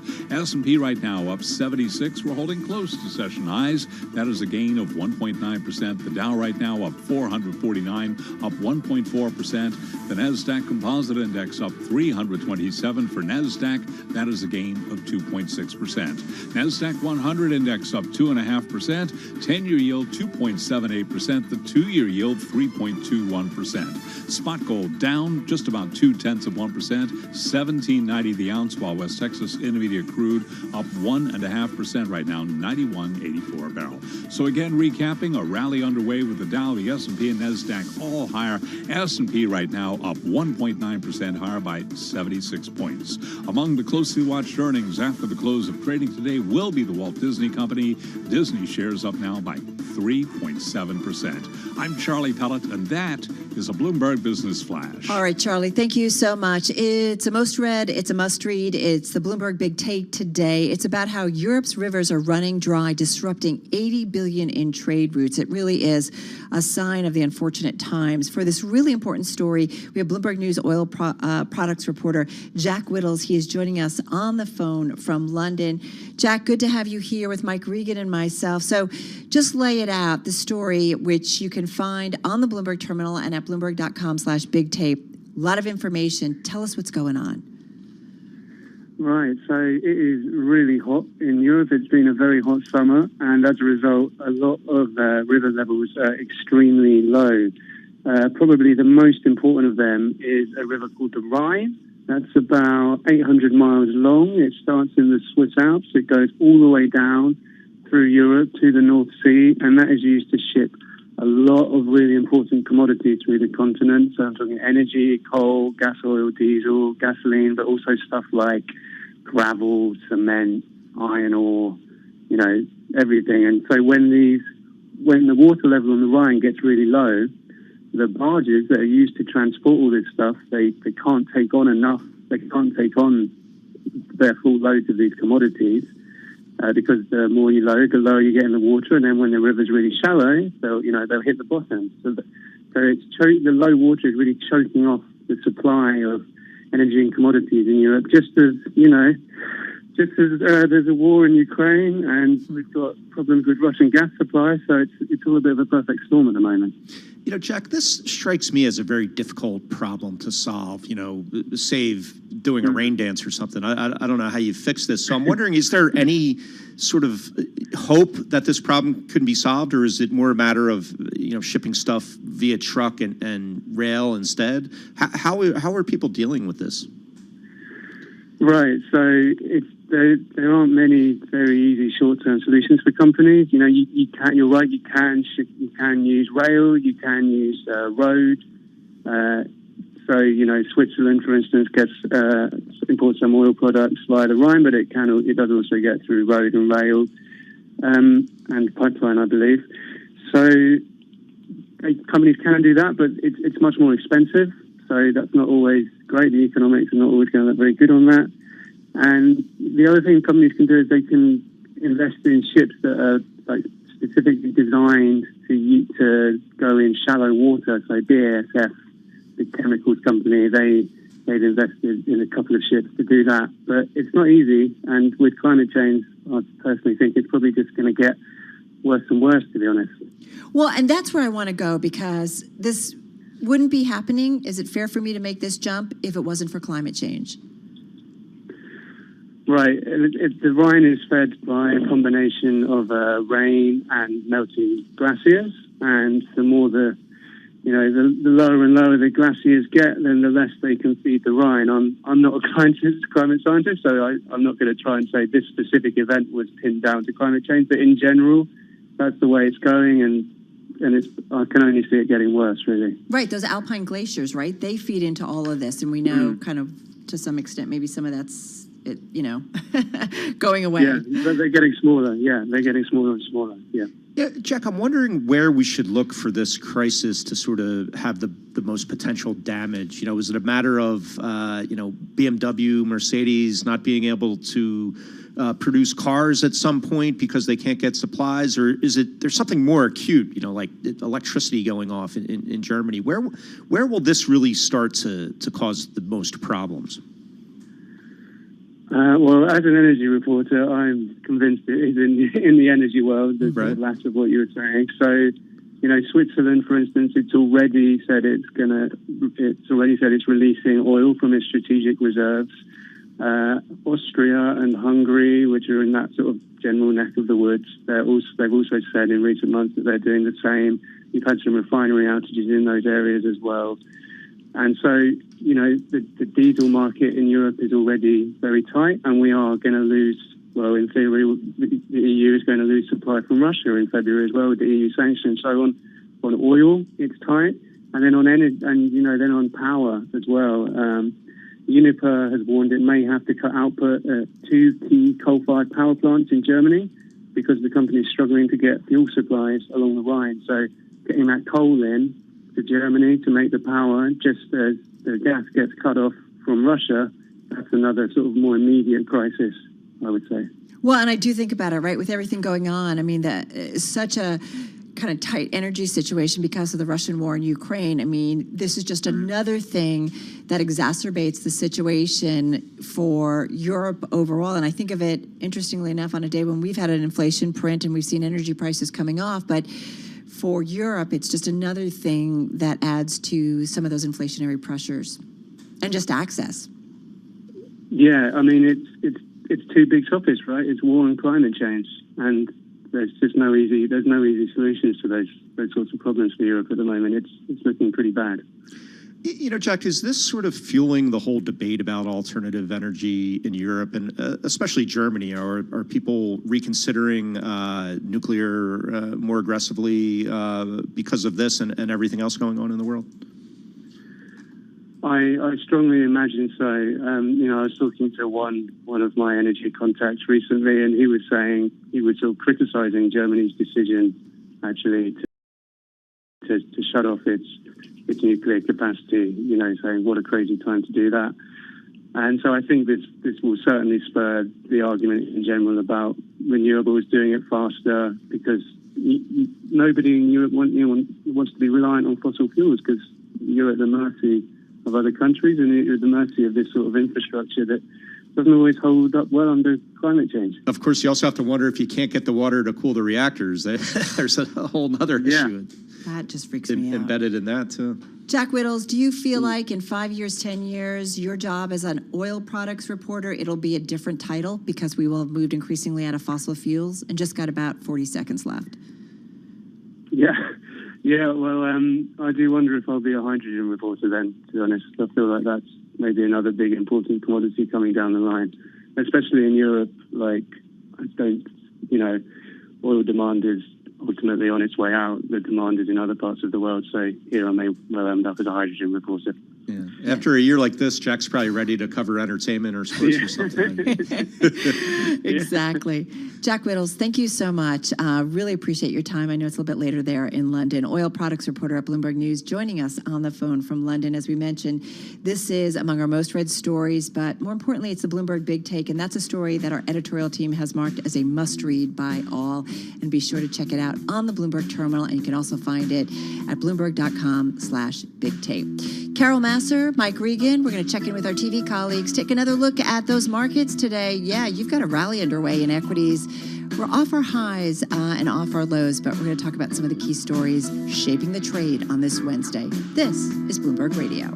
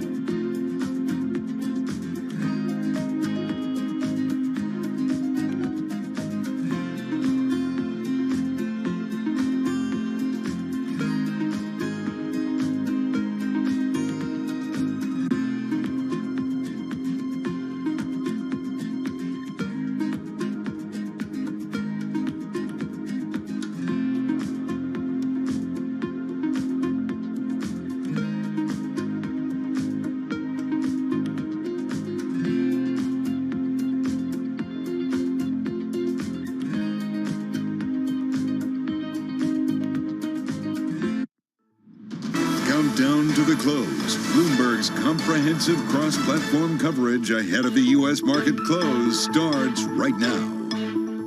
This is Countdown to the Close. Just 60 minutes left in your trading session. Caroline Hyde, Taylor Riggs, Katie Greifeld, joined now by our colleagues Carol Bass and Mike Regan in for Tim Stenovic. We together welcome, as we do day in, day out, the TV, radio, and YouTube audiences to look at what was, well, a better than expected CPI print in terms of its lows. And the good news ends up being good news on the markets as well, Carol. Yeah, definitely seeing it play out in the equity trade. And I've been looking for some outperformance among sectors, and you definitely see that among the semiconductor names. And the stocks is up just about 4%. And a big reason why is Taiwan Semiconductor, which overnight talked about sales climbing in the month of July, 50% year over year. Why do we care? Well, this is a company with customers like Qualcomm, Apple, Broadcom, big supply chain. And so when we see some optimism in a sector that's been beaten down over the last 3 days, you kind of check it out and wonder why. And Taiwan Semiconductor is really to thank for this, Mike. Yeah, Carol, and if you prefer to dice up the market by factors like a quant, boy, it's all about growth today. And that really has been the debate all year, value versus growth. Value really sprung back to life after many years of underperformance. But if you look at some of the big ETFs out there, the Vanguard Growth ETF up almost 3%. All the growth ETFs really outperforming the S&P and even the NASDAQ because people are really piling back into that theme that growth stocks will outperform again if we have a slow growth, lower inflation environment, Caroline. I mean, really, I think the amount that's, was it $5 trillion have been restored back in equity value since the lows back in June. So extraordinary in terms of the rate of the run that we've seen. And let's have a look at the rate of the run today because we're up about 1.75% on the S&P, 72 points higher. Volume's pretty much flat, but volumes are slightly elevated on the NASDAQ, and we're up 2.5% there, so really big tech out in front, and most names are currently in the green. We're seeing definitely most green names in the green on the Dow as well, 25 of those names higher, only 5 declining, and we're up some 1.3%. Again, Russell 2000, small caps getting a bid. We're up 2.7%, 51 points higher, Taylor. And I think notable that we're not still quite holding on to that 4,200 level, a key run level on the S&P that I know that we've been talking about some of the bullishness from a technical level. But we dive down into the sectors from a sector level. Things look pretty bullish, Katie. It's materials, it's discretionary, it's tech. Each of those sectors, and a majority of them, are all up more than 2%. I give you the lone laggard on the day. We're going to call it UNCH. It's utilities as yields really struggle to find some direction today. And like you said, discretionary on fire today after that inflation print. Norwegian Cruise Lines, the travel stocks in general, really a great example. Remember, Norwegian actually forecast an unexpected third quarter loss yesterday. You're not seeing that today, up over 11%. So too is Carnival. So too is Micron. Remember that profit warning? Looks like it's long forgotten, at least for today. Micron up 3.5%. And Tesla, of course, also higher, even with Elon Musk coming out and saying that he's selling, but he's done for real this time. Done for real. Well, we'll believe it when we see it. Nobody believes it, right? No, exactly. We're so numb when it comes to Elon Musk, I have to say. We're also a bit numb when it comes to how inverted this yield curve is. I mean, at the moment, we're seeing perhaps a changing of the movement. The 10-year yield actually just backing up a little bit once again, but still very much pulled in on the 2-year, down by 6 basis points. Perhaps we see a little bit of give back in the overall amount that we had inverted on this 2s, 10s, but still it was notable at one point it narrowed by about 7 basis points, the most since it did invert about a month ago now, Carol. Yeah, and Caroline, right, all of us have been saying, okay, it was a more positive than expected inflation print, but guys, inflation is still high and there's still a lot of work to be done, and I feel like that was the message that came out of many White House officials today who talked to Bloomberg Television, including the U.S. Commerce Secretary Gina Raimondo. She talked about some of the good news, but still about the work to be done. Listen to her. Of course, gas prices, we're doing a lot of work here, but we also saw absolute declines, as I said, in things like airfares and apparel, consumer electronics. And so we want to encourage this transition to where price pressures moderate across the economy, but also do things that will make things more affordable for people right now. Because at the end of the day, typical families look at their monthly budget all in. So if we can provide some relief on things like prescription drugs or healthcare premiums, that's going to help them overall. That, of course, not Gina Raimondo, but she did talk about things, more work to be done. That, of course, is Brian Deese, White House economic advisor. But it is a reminder that things are getting better. You got to remember that the administration, Mike, certainly managing the message, but the numbers do say that things are getting better, but it's not all good news. Yeah, Carol, and I hate to be, I guess this is my contrarian instincts taking over, but a day like this, I think about, well, what could go wrong next? And I gotta look at those oil prices perking up again. That drop in oil was such a big driver of the rally since the middle of June. And again, I'm looking at those gasoline futures, New York Harbor gasoline, that September future up 10% today. So ouch, we'll keep an eye on gas. I'm not sure. You've been beating that bandwagon. Yeah. I look at this, the gasoline contract table. I mean, all the way out through December 23, prices up more than 6% today. So I'm not sure we're completely out of the woods when it comes to gasoline. Are you driving somewhere? Does that sort of explain this? No, I'm a pedestrian, complete pedestrian. The subway is good enough for all of us, Mike Regan. To your point, though, and I know I talked a little bit about this in our previous simulcast about an hour ago, but Katie, some of the other concerns from some of the contrarian economists as well say that maybe the reopening trade, you think used cars, airfares, those are coming down, but the stickier stuff, shelter, medical care, motor vehicle insurance, household furnishings, new vehicles, recreation, that stuff has not shown a sign of moderation. That's the sticky stuff that we're going to be, the Federal Reserve, going to be looking at deeply. And to your point, I mean, we heard from several Fed presidents today, including Charlie Evans, including Neil Kashkari, saying that the idea that we're going to start cutting rates early next year when inflation is very likely going to be well in excess of our target, I just think it's unrealistic. So the pushback is already starting. Oh, who'd have thought the market would get a little over exuberant? I mean, never happened before. Never happens, never overshoots, never undershoots. I mean, basically, we're just unwinding what we did on Friday. And the fact that unit labor costs are still going up, the fact that the labor market is still running so hot, does give the bandwidth to keep on just paring back these numbers. For me, 8.5% is still incredibly high, and the food numbers, really, food inflation still so elevated. But we've got to take the good news when it comes. It's just whether or not this becomes a global story as well. I'm going to go back to the core services component, continuing to climb. So I think about the services sector, right? So important to our economy. Caroline, you said wages going up. Productivity, we got that yesterday, going down. That's not a great dynamic in terms of going forward. Maybe lower growth, but higher wage pressures. And that can be tough, certainly for a lot of companies. All right, we're going to be back in less than an hour's time. We're going to count you down to the bell on this Wednesday. Our simulcast on radio, on TV, and YouTube. Let's not forget, Disney earnings coming after the close. We'll be breaking them down.